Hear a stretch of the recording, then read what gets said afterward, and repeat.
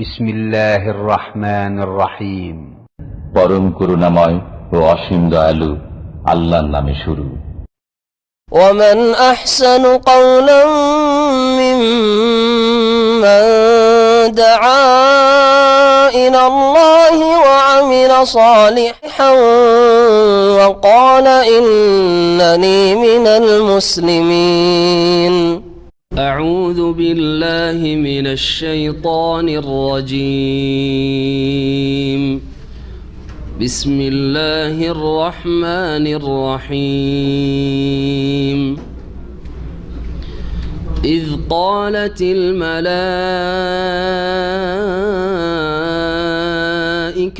يا مريم إن الله يبشرك بكلمة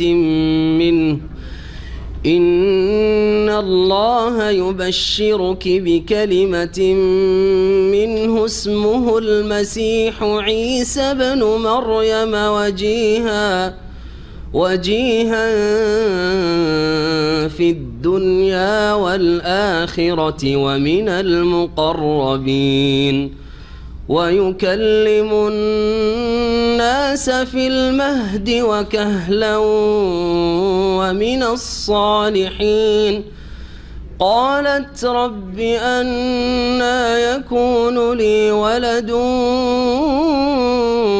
ولم يمسسني بشر قال كذلك الله يخلق ما يشاء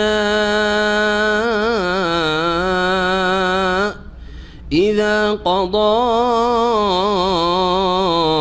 أمرا فإنما يقول له كن فيكون. ويعلمه الكتاب والحكمة والتوراة والإنجيل ورسولا إلى بني إسرائيل أني قد جئتكم بآية من ربكم أني أخلق لكم من الطين كهيئة الطير ورسولا إلى بني إسرائيل أني قد جئتكم بآية من ربكم أني أخلق لكم من الطين كهيئة الطير فأنفخ فيه فيكون طيرا بإذن الله وأبرئ الأكمه والأبرص وأحيي الموتى بإذن الله وأنبئكم بما تأكلون وما تدخرون في بيوتكم إن في ذلك لآية لكم إن كنتم مؤمنين. ومصدقا لما بين يدي من التوراة ولأحل لكم بعض الذي حرم عليكم وجئتكم بآية من ربكم فاتقوا الله وأطيعون إن الله ربي وربكم فاعبدوه هذا صراط مستقيم. فلما أحس عيسى منهم الكفر قال من أنصاري إلى الله قال الحواريون نحن أنصار الله آمنا بالله واشهد بأننا مسلمون. ربنا آمنا بما أنزلت واتبعنا الرسول فاكتبنا مع الشاهدين وما لنا لا نؤمن بالله وما جاءنا من الحق ونطمع أن يدخلنا ربنا مع القوم الصالحين ربنا آمنا بما أنزلت واتبعنا الرسول فاكتبنا مع الشاهدين ومكروا ومكر الله والله خير الماكرين إذ قال الله يا عيسى إني متوفيك ورافعك إلي ومطهرك من الذين كفروا وجاعل الذين اتبعوك فوق الذين كفروا إلى يوم القيامة ثم إلي مرجعكم فأحكم بينكم فيما كنتم فيه تختلفون فأما الذين كفروا فأعذبهم عذابا شديدا في الدنيا والآخرة وما لهم من ناصرين وأما الذين آمنوا وعملوا الصالحات فيوفيهم أجورهم والله لا يحب الظالمين ذلك نتلوه عليك من الآيات والذكر الحكيم إن مثل عيسى عند الله كمثل آدم خلقه من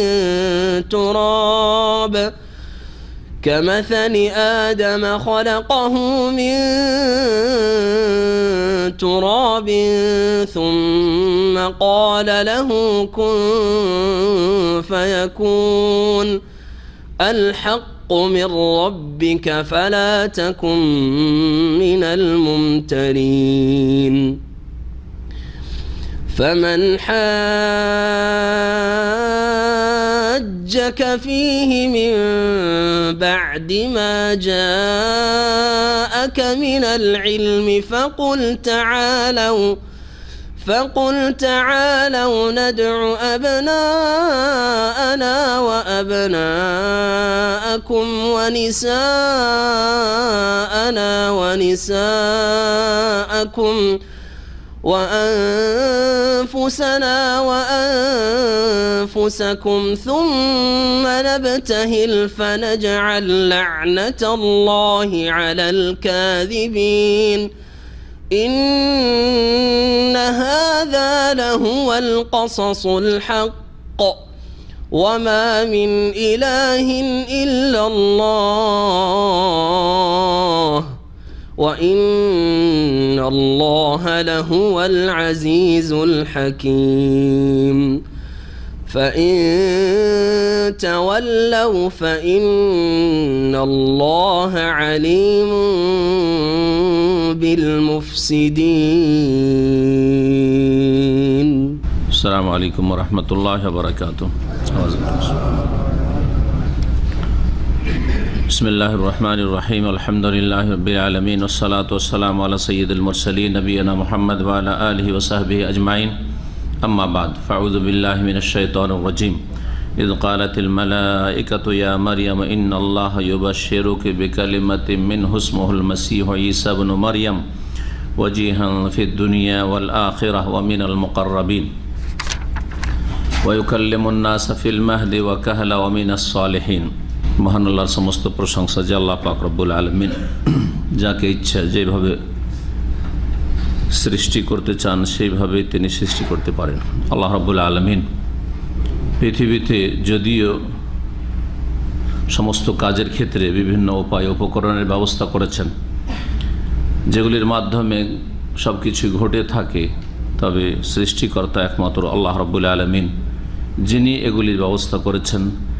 এই ব্যবস্থা ছাড়া, উপায় উপকরণ ছাড়াও তিনি সৃষ্টি করতে পারেন। তার নির্দেশেই সব কিছুই হয়।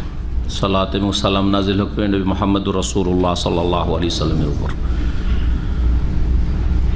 আজকে আমাদের তাফসীর হবে আয়াত নম্বর 45 থেকে সূরা আলে ইমরানের।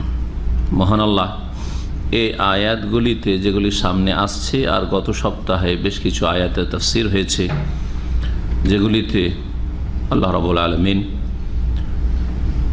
মারিয়াম আলাইহিস সালাম, ঈসা আলাইহিস সালাম এবং এই বংশের আলে ইমরান বংশের ঘটনাবলী বর্ণনা করেছেন। এই আয়াত থেকে তাফসীর শুরু করার আগে, তার আগের আয়াতে মহান আল্লাহ কলমের কথা উল্লেখ করেছেন, যে কলম দিয়ে কোরা করা হয়েছিল, লটারি করা হয়েছিল। এখানে সময়ের স্বল্পতার কারণে শুধু সংক্ষিপ্ত তাফসীর করেছিলাম। এই কলম বা কোরা কীভাবে হয়েছিল তা বলা হয়নি। সুতরাং সেই বিষয়টি আলোচনা করে আর তারপরে ইনশাআল্লাহ তাআলা আমরা তাফসীর শুরু করব আয়াত নম্বর 45 থেকে। একজন তাবেঈ তারা বর্ণনা করছেন এই বিষয়টি, যে তারা জর্ডন নদী, প্রসিদ্ধ নদী জর্ডনে, এই জর্ডন নদীতে এই কোরা করা হয়েছিল, নদীর পানিতে। বলছেন ইমাম ইবনে কাসির রাহমাতুল্লাহ আলাইহি, ওয়াক্তারাউ হুনালিকা আলা আইয়ুলকু আকলামাহুম, তারা সেখানে লটারি করেছিল, কোরা করেছিল এইরকমভাবে যে তারা প্রত্যেকে, যারা মারিয়াম আলাইহিস সালামের প্রতিপালন করতে চায়, দেখাশোনা করতে চায়, তারা নিজ নিজ কলম নিক্ষেপ করবে নদীতে। সমস্ত কলমগুলি সব ভাটির দিকে পানি যে প্রবাহিত হয়ে যায় সেদিকে বয়ে গেল। ইল্লা কালাম ও জাকারিয়া, বলছে ফাহতামাল মা ও ইল্লা কালাম ও জাকারিয়া, সমস্ত কলমগুলি ভাসতে শুরু হলো, যেদিকে ভেসে যায় সাধারণত ওইভাবে ভেসে গেল। তবে জাকারিয়া আলাইহিস সালামের কলম ভাসল না। ফাইন্নাহু ইয়াসবুতু বা ফাইন্নাহু সাবাতা, সেই কলমটি স্থির থাকলো। চলমান পানি, প্রবাহিত পানি, নদীর পানি, তারপরেও এই নদীর প্রবাহে কলমটি স্থির হয়ে থাকলো। এই একটি রিওয়ায়াত যেটা প্রসিদ্ধ, যেটা আমাদের দেশের ওয়াইজ বক্তারা কিন্তু বর্ণনা করেন না যে সে কলমটি স্থির ছিল, বরং দ্বিতীয় যে বর্ণনাটি এসছে সেটা বর্ণনা করে। ওয়ায়ুকালু, আর কেউ কেউ বলেছে ইন্নাহু যাহাবা সুউদান ইয়াশুক্কু জারিয়াতাল মা, কেউ কেউ বলেছেন যে কলমটি উজানের দিকে যেতে লাগলো। সাধারণত ভাটির দিকে যাবে, তাই না? কিন্তু উজানের দিকে কলমটি যাওয়া শুরু করলো, যেটা নবীর জন্য, জাকারিয়া আলাইহিস সালামের জন্য মুজিজা, জাকারিয়া আলাইহিস সালামের জন্য অলৌকিকত্ব, মুজিজা। উজানে পানির যেদিকে বহমান রয়েছে তার বিপরীত দিকে কোনো কিছু ভেসে যায় না। ওয়াকানা মা যালিকা কাবীরুহুম ওয়া সাইয়্যিদুহুম ওয়া আলিমুহুম ইমামুহুম ওয়া নবিয়্যুহুম, জাকারিয়া আলাইহিস সালামই মারিয়াম আলাইহিস সালামের অভিভাবক হওয়ার বা দেখাশোনার অধিক হকদার ছিলেন। কারণ এক তো লটারিতে তিনি জিতলেন, এ সত্ত্বেও তিনি ছিলেন তাদের মধ্যে সবচাইতে বড় মানুষ, নেতৃস্থানীয় মানুষ, আলেম, ইমাম ছিলেন এবং তাদের নবী ছিলেন জাকারিয়া আলাইহিস সালাম। এই ছিল কোরা বা লটারির ঘটনা, যা ইমাম ইবনে কাসির রাহমাতুল্লাহ আলাইহি তার তাফসীরে বর্ণনা করেছেন। এখন আমরা তরজমা তাফসীর শুরু করি। মহান আল্লাহ ইরশাদ করেছেন, ইয কালাতিল মালাইকাতু, স্মরণ করো তোমরা হে মানুষ, যখন ফেরেশতাগণ বলেছিল, ইয়া মারিয়াম, মারিয়াম আলাইহাস সালামকে সম্বোধন করি, হে মারিয়াম, ইন্নাল্লাহ ইউবাশশিরুকি বিকালিমাহ, নিশ্চয়ই মহান আল্লাহ তোমাকে সুসংবাদ দিচ্ছেন তার পক্ষ থেকে একটি বাণীর, বিকালিমাতিন মিনহু, তার পক্ষ থেকে, মহান আল্লাহর পক্ষ থেকে একটি বাণীর। আর সেই বাণী কালিমা বলা হয়েছে ঈসা মসিহ আলাইহিস সালাম, অর্থাৎ এমন এক ব্যক্তির, এমন এক শিশুর, যেই শিশু আল্লাহর একটি বাণীর মাধ্যমে, কালেমার মাধ্যমে ভূমিষ্ঠ হবে, সৃষ্টি হবে। সেটা হচ্ছে কুন শব্দ। কোন একটি কালেমা ওয়ার্ডের মাধ্যমে আল্লাহ কুন বলবেন, আর ঈসা আলাইহিস সালাম তার মায়ের গর্ভে আসবেন বিনা বাপে, বিনা উপায়ে। এই জন্য ঈসা আলাইহিস সালামকে কি বলা হয়েছে? কালিমাতুল্লাহ, আল্লাহর কালিমা, এই অর্থে বলা হয়েছে। রুহুল্লাহ, আল্লাহর পক্ষ থেকে স্পেশাল রুহ, যা বিনা উপায়ে আল্লাহ রাব্বুল আলামিন দান করেছেন। ইসমহুল মসিহু ঈসা ইবনে মারইয়াম, যার নাম হচ্ছে আল মসিহ, যার উপাধি নাম লাকাব হচ্ছে আল মসিহ। মাসিহ মাসায়ামসহ গত সপ্তাহে বলেছিলাম। মাসায়ামসহ মানে হচ্ছে হাত ফেরানো বা হাত বোলানো, এই যে মাথার মাসে করা, মোজার মাসে করা বলি, হাত ফেরানো। তিনি কোনো জন্মান্ধের চোখের ওপর হাত বুলালে সাথে সাথেই দৃষ্টিশক্তি ফিরে আসতো। কুষ্ঠরোগী ভালো হতে পারে না সাধারণত কোনো ডাক্তারের মাধ্যমে, কুষ্ঠরোগীর গায়ে হাত বুলালে সাথে সাথেই নিরাময় হয়ে যেত। যিনি মারিয়াম পুত্র ঈসা আলাইহিস সালাম, ওয়াজিহান ফিদ দুনিয়া ওয়াল আখিরা, যিনি সম্মানিত ছিলেন মহান আল্লাহর কাছে ইহজগতেও দুনিয়াতেও, ওয়াল আখিরা, আর পরকালেও তিনি সম্মানিত হবেন। দুনিয়ায় সম্মানিত সবচেয়ে বড় সম্মান, মর্যাদা হচ্ছে নবুয়ত এবং রিসালাতের সম্মান। তাকে আল্লাহ রাব্বুল আলামিন নবী এবং রসুল করেছেন। নবুয়ত এবং রিসালাত এমন একটি মর্যাদা, যেই মর্যাদা পৃথিবীর কোনো শক্তি এবং কোনো জনবল দিয়ে বা ধনবল দিয়ে কোনোটা দিয়ে হাসিল করা যায় না, বরং ইবাদত বন্দেগী দিয়ে হাসিল করে। সারা জীবন যদি সেজদায় পড়ে থাকে, কেউ কি নবী হতে পারবে? তো নবুয়ত এবং রিসালাতের যে মর্যাদা, এটি হচ্ছে আল্লাহ রাব্বুল আলামিনের বিশেষ অনুগ্রহ। এই জন্য মহান আল্লাহ নবী মুহাম্মদ রাসূলুল্লাহ সাল্লাল্লাহু আলাইহি ওয়াসাল্লাম, কানা ফাদলুল্লাহি আলাইকা আযীমা, হে নবী মুহাম্মদ সাল্লাল্লাহু আলাইহি ওয়াসাল্লাম, তোমার ওপর মহান আল্লাহর বড় অনুগ্রহ হয়েছে, ফজলে আযীম, বড় অনুগ্রহ হয়েছে। ওয়া আল্লামাকা মা লাম তাকুন তা'লাম ওয়া কানা ফাদলুল্লাহি আলাইকা আযীম, হে নবী তোমাকে এমন কিছু আল্লাহ শিখিয়েছেন যেটা তুমি মোটেই জানতে না, কিছুই জানতে না তুমি, অক্ষরের জ্ঞান ছিল না, আলিফ বা তা সা কিছুই জানতে না তুমি। ওয়া কানা ফাদলুল্লাহি আলাইকা আযীমা। তো নবুয়ত এবং রিসালাত না মানুষের ইবাদত বন্দেগী এবং রিয়াজত দিয়ে, মেহনত পরিশ্রম দিয়ে হাসিল করা যায়, আর না ধন সম্পদ দিয়ে হাসিল করা যায়, না গায়ের জোরে হাসিল করা যায়, না জনবল দিয়ে, সেনাবাহিনী দিয়ে হাসিল করা যায়, কোনো কিছু দিয়ে হাসিল করা যায় না। এই নবুয়ত রিসালাত দিয়ে আল্লাহ সম্মানিত করেছেন ঈসা আলাইহিস সালামকে। কোথায়? ফিদ দুনিয়া, দুনিয়াতে। এছাড়াও তার যে বৈশিষ্ট্যগুলি রয়েছে, মুজিজাত, সেগুলি সম্মান। ওয়াল আখিরা, পরকালে সম্মানিত। দুনিয়াতে আরেকটি সম্মান ঈসা আলাইহিস সালাম, যে দুনিয়াতে আল্লাহ তাকে আকাশে উঠিয়ে নিয়েছেন, এটা সম্মান। আবার আকাশ থেকে নামাবেন, এটা সম্মান। তাকে আল্লাহ রাব্বুল আলামিন জীবন্ত উঠিয়েছেন ঘুমের অবস্থায়, আবার তাকে নামাবেন, তার এখনো মৃত্যু হয়নি, এটা সম্মান। যেই ক্ষেত্রে আর কেউ শরীক নেই, সকলে মৃত্যুবরণ করেছে, তিনি মৃত্যুবরণ এখনো করেন নাই। কিয়ামতের কাছাকাছি সময় পূর্বকালে আসবেন, মৃত্যু হবে, প্রত্যেকে মরতে হবে, আল্লাহ রাব্বুল আলামিন ছাড়া সকলকে মৃত্যুবরণ করতে হবে, আবার নেমে আসবেন। তার মাধ্যমে পৃথিবীতে আল্লাহ রাব্বুল আলামিন সংস্কার সংশোধন করবেন এবং ন্যায়কে প্রতিষ্ঠা করবেন, কোরআন সুন্নাহর বিচার কায়েম হবে, জীবনের প্রতিটি ক্ষেত্রে, প্রতিটি ঘরে ইসলাম প্রতিষ্ঠিত হবে, জীবনের প্রতিটি ক্ষেত্রে। এই সমস্ত বিষয়গুলি, এইরকম বহু দিক রয়েছে, যেটা সময়ের স্বল্পতার জন্য শুধু ইঙ্গিত করে ছেড়ে দিচ্ছি। এগুলি হচ্ছে কার মর্যাদা? ঈসা মসিহ আলাইহিস সালামের। ওয়াজিহান ফিদ দুনিয়া, সত্যি দুনিয়ায় বড়ই সম্মানিত। ওয়াল আখিরা, পরকালে, পরকালে আল্লাহ রাব্বুল আলামিন তাকে জান্নাত তো দেবেন। আম্বিয়া রসুলগণ প্রথম, প্রত্যেক উম্মতের নবী রসুল প্রথম জান্নাত প্রবেশ করবে, শেষ নবী মুহাম্মদ সাল্লাল্লাহু আলাইহি ওয়াসাল্লাম প্রথম প্রবেশ করবেন, আর তারপরে তার উম্মত, তারপরে শুরু হবে অন্যান্য নবীদের পালা। নবী প্রথম প্রবেশ করবেন, তারপরে তার উম্মতের শত লোকেরা, সাথী সঙ্গীগণ এবং সৎকর্মশীল সিদ্দিকিন, শুহাদা, সালেহিন, প্রত্যেক উম্মতের। এছাড়াও আখিরাতের সম্মান হচ্ছে আম্বিয়া রসুলগণকে আল্লাহ প্রত্যেককে শাফাতের অধিকার দিয়েছেন, তারা শাফাত করবে আল্লাহ পাকের অনুমতিক্রমে।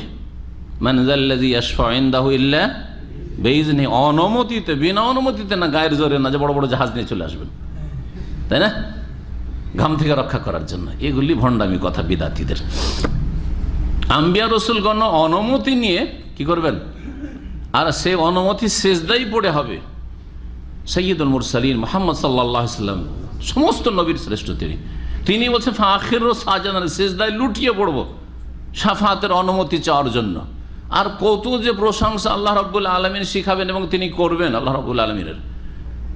তারপরে আল্লাহ অনুমতি দেবেন যে ইয়া মুহাম্মদ, হে মুহাম্মদ সাল্লাল্লাহু আলাইহি ওয়াসাল্লাম, ইরফা রাসাক, সেজদা থেকে মাথা উঠাও, ওয়াকুল ইসমা, বলো কি বলছো শোনা হবে, ওয়াসফা তো সাফা, সুপারিশ করো সুপারিশ শোনা হবে, ওয়াসাল তো তা, চাও তুমি কি চাইছো তোমাকে দেওয়া হবে। তখন নবী করিম সাল্লাল্লাহু আলাইহি ওয়াসাল্লাম শাফাত করবেন, উম্মতি উম্মতি, আমার উম্মতের জন্য সুপারিশ করছি। তো উম্মত হইতে হবে, ইসলাম থেকে বহিষ্কৃত হইতে হবে না। নামাজ ছেড়ে দিলে ইসলাম থেকে বহিষ্কৃত হয়ে যেত, উম্মত তো থাকে না। কারণ অনেকে বেনামাজি হয়ে উম্মতের দাবিদার হয়ে বসে আছেন, তাদের সংশয় নিরসনের জন্য বলছি যে 5 ওয়াক্ত নামাজ ছাড়া নবী মুহাম্মদ রাসূলুল্লাহ সাল্লাল্লাহু আলাইহি ওয়াসাল্লামের উম্মত হওয়া যায় না। কবর মাজারে সেজদা করে নবীর উম্মত হওয়া যায় না, শিরক করে তাওহীদের দিন নিয়েছেন রাসূলুল্লাহ সাল্লাল্লাহু আলাইহি ওয়াসাল্লাম। নবী করিম সাল্লাল্লাহু আলাইহি ওয়াসাল্লামের আদর্শ বাদ দিয়ে নবীর মর্যাদা অন্য কাউকে, ইমামকে, বুজুর্গকে, পীরকে দিয়ে দেবেন, এইভাবে নবীর উম্মত হওয়া যায় না, অন্যের উম্মত হয়ে পড়েছেন আপনি, অন্যের উম্মত হয়ে পড়েছেন আপনি। আকীদাই, ইবাদতে, আখলাকে, হালাল হারামে, মামলাতে, আচার আচরণে, সব কিছুতে নবী করিম সাল্লাল্লাহু আলাইহি ওয়াসাল্লাম আপনার জন্য উসওয়াতুন হাসানাহ হইতে হবে। উত্তম আদর্শ আপনার জন্য জীবনের প্রতিটি ক্ষেত্রে মুহাম্মদুর রাসূলুল্লাহ সাল্লাল্লাহু আলাইহি ওয়াসাল্লাম। তারপর এই পথে চলতে গিয়ে বিলম্ব হয়ে গেছে, পিছিয়ে গেছি, কিছু পাপে জড়িয়ে গেছে, সেই ক্ষেত্রে শাফাত আছে। আর নবীর উম্মত থেকে বাইরে চলে গিয়ে দাবি করবে যে নবীর উম্মত, এইভাবে তো শাফাত নেই। শাফাত সম্পর্কে বড়ই ভুল ধারণা আমাদের ভারত, বাংলাদেশ, পাকিস্তানের মানুষের রয়েছে যে শাফাত মানে শুধু দাবিদার মুসলিম হলেই শাফাত রয়েছে। কখনো না। সত্যিকার মুসলিম ইসলামকে রক্ষা করতে হবে, সেটা তাওহীদের মাধ্যমে আর সুন্নতের মাধ্যমে, শিরক মুক্ত এবং বিদআত মুক্ত হওয়ার মাধ্যমে। আর তারপর এই পথে চলতে গিয়ে কেউ একটু ভালো গতিতে চলেছে, কেউ একেবারে মন্থর গতিতে, কচ্ছপের গতিতে। এই কচ্ছপের গতিওয়ালা, পিপিলিকার গতিওয়ালা যেসব মুসলিম, কিন্তু গতি, উদ্দেশ্য, টার্গেট ঠিক আছে, দিক ওই নবীর দিকেই চলেছে, জান্নাতের দিকে চলেছে, ওদের জন্য শাফাত রয়েছে। যা পিছিয়ে যাচ্ছে 500 বছর জাহান্নামে থাকতে হচ্ছে, 1000 বছর পিছিয়ে গেছে, 1000 বছর জাহান্নামে থাকতে হচ্ছে, 50 বছর জাহান্নামে থাকতে হচ্ছে, কারণ অনেক পিছিয়ে গেছে জান্নাতে যেতে, ওদের জন্য শাফাত রয়েছে। তো এইসব মর্যাদা সবচেয়ে বড় দেওয়া হয়েছে নবী মুহাম্মদুর রাসূলুল্লাহ সাল্লাল্লাহু আলাইহি ওয়াসাল্লামকে, আর তারপরে সমস্ত রসুলগণকে দেওয়া হয়েছে, আম্বিয়াগণকে দেওয়া হয়েছে। আর ঈসা আলাইহিস সালাম আল্লাহর শ্রেষ্ঠ রসুল, তাকে শাফাতের মর্যাদা দেওয়া হয়েছে। ওয়া মিনাল মুকাররাবিন, যদি মনে করেন যে আমরা দাবিদার মুসলিম হলেই আমাদের জন্য শাফাত রয়েছে, তো বর্তমান খ্রিস্টান জগৎ যারা তৃত্ববাদে, 3 খোদায় বিশ্বাসী, তাদের জন্য কি ঈসা আলাইহিস সালাম সুপারিশ করবেন নাকি? তারা তো জান্নাতে নিয়ে যাবেন না? তারা মুশরিক, তারা কুফার। ঠিক ওই রকমই মনে রাখবেন যে আপনি মুহাম্মদ সাল্লাল্লাহু আলাইহি ওয়াসাল্লামের উম্মত হওয়ার দাবিদার, কিন্তু শিরক করে আপনি ইসলাম থেকে বেরিয়ে গেছেন। আপনাদের ওই শ্রেণীর মুসলিম যারা শিরকি, বড় বড় আকিদার ক্ষেত্রে বড় শিরক যাদের রয়েছে, তাদের অবস্থা ওই রকমই যেমন বর্তমান খ্রিস্টান জগৎ, ইহুদি জগতের অবস্থা, কোনো ভিন্নতা নেই। এটাই বিশ্বাস রাখতে হবে। তাওহীদের দিন যদি কায়েম থাকে, সুন্নতের পথে চলছেন কিন্তু চলতে গিয়ে ঢিলা, সেসব ক্ষেত্রে কিছু ফাসিকি আছে, কিছু হারাম খাওয়া আছে, কিছু হারাম জীবনযাপন আছে, সেই ক্ষেত্রে শাফাত হইতে পারে। তারপরেও যাকে ইচ্ছা অনুমতি দিবেন, যার জন্য ইচ্ছা অনুমতি। আপনি মনে করেন না যে আমি সুদ খেয়েছি আমার জন্য নবীর শাফাত হয়ে যাবে, আমি ঘুষ খেয়েছি আমার জন্য নবীর শাফাত হয়ে যাবে, আমি কিছু জীবনে হারাম দেখেছি, হারাম শুনেছি, সেজন্য আমার জন্য শাফাত হইতে পারে, আপনার জন্য অনুমতি না হইতে পারে। ওয়ালা ইয়াশফাউনা ইল্লা লিমান ইরতাদা, নবী রাসূলগণ বা সুপারিশকারীরা সুপারিশ করতে পারবে না, তবে যার জন্য আল্লাহ সন্তুষ্টি প্রকাশ করবেন যে আমি রাজি আছি এর জন্য সুপারিশ করো। সুপারিশের বিষয়ে, শাফাতের বিষয়ে বড়ই বিভ্রান্তি রয়েছে। এই ধোকায় থাকলে ক্ষতিগ্রস্ত হবেন।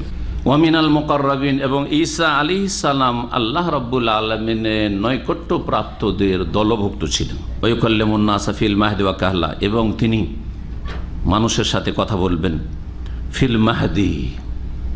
আল্লাহ রাব্বুল আলামিন সুসংবাদ দেওয়ার সময়, এখন ঈসা আলাইহিস সালাম জন্মেনি তখনকার কথা, তখন আর সুসংবাদ দিচ্ছেন আল্লাহ রাব্বুল আলামিন। বলছেন যে ঈসা আলাইহিস সালাম মানুষের সাথে কথা বলবেন ফিল মাহদে, দোল নাই, মাহাদ, দোলনা বা মায়ের কোলে মাহাদ। ওয়া কাহলান, এবং পরিণত বয়সে, বয়সপ্রাপ্ত হয়ে, বড় হয়ে কথা বলবেন। এই কাহলান, কাহলান যৌবন থেকে শুরু করে বার্ধক্য পর্যন্ত মাঝামাঝি যে সময়টা রয়েছে, এটাকে আরবি ভাষায় কুহুলা বলা হয়। এটা হচ্ছে তফুলা, তার আগে একটা হচ্ছে দুধ পানের অবস্থা, 2 বছর পর্যন্ত স্তন্য দান করছে মা, এটা হচ্ছে দুধ পানের অবস্থা। তারপরে তখন তফুলার অবস্থা আসে, তারপরে শাবাব যৌবনের অবস্থা আসে, যৌবন পার হওয়ার পরে, ধরুন যৌবন পার হওয়ার পরে এখন 25-30 চলছে, 40, 50 পর্যন্ত, এটা হচ্ছে কহুলা। 50-এর পরে গেলে তখন দাড়ি সাদা হইতে লাগে, চুল সাদা হইতে লাগে সাধারণত, তখন তাকে বলা হয় শৈখা বা শৈখুখা, বার্ধক্য। তো যৌবনকাল আর বার্ধক্যের মাঝামাঝি সময়েও তিনি কথা বলবেন। আর অধিকাংশ আম্বিয়া রসুলগণ 40 বছর বয়সেই নবুয়ত রিসালাত প্রাপ্ত হয়েছেন। তো ঈসা আলাইহিস সালাম বড় হয়ে নবী রসুল যখন হবেন, তখনও মানুষের সাথে কথা বলবেন, আল্লাহর পক্ষ থেকে ওহী মারফত কথা বলবেন।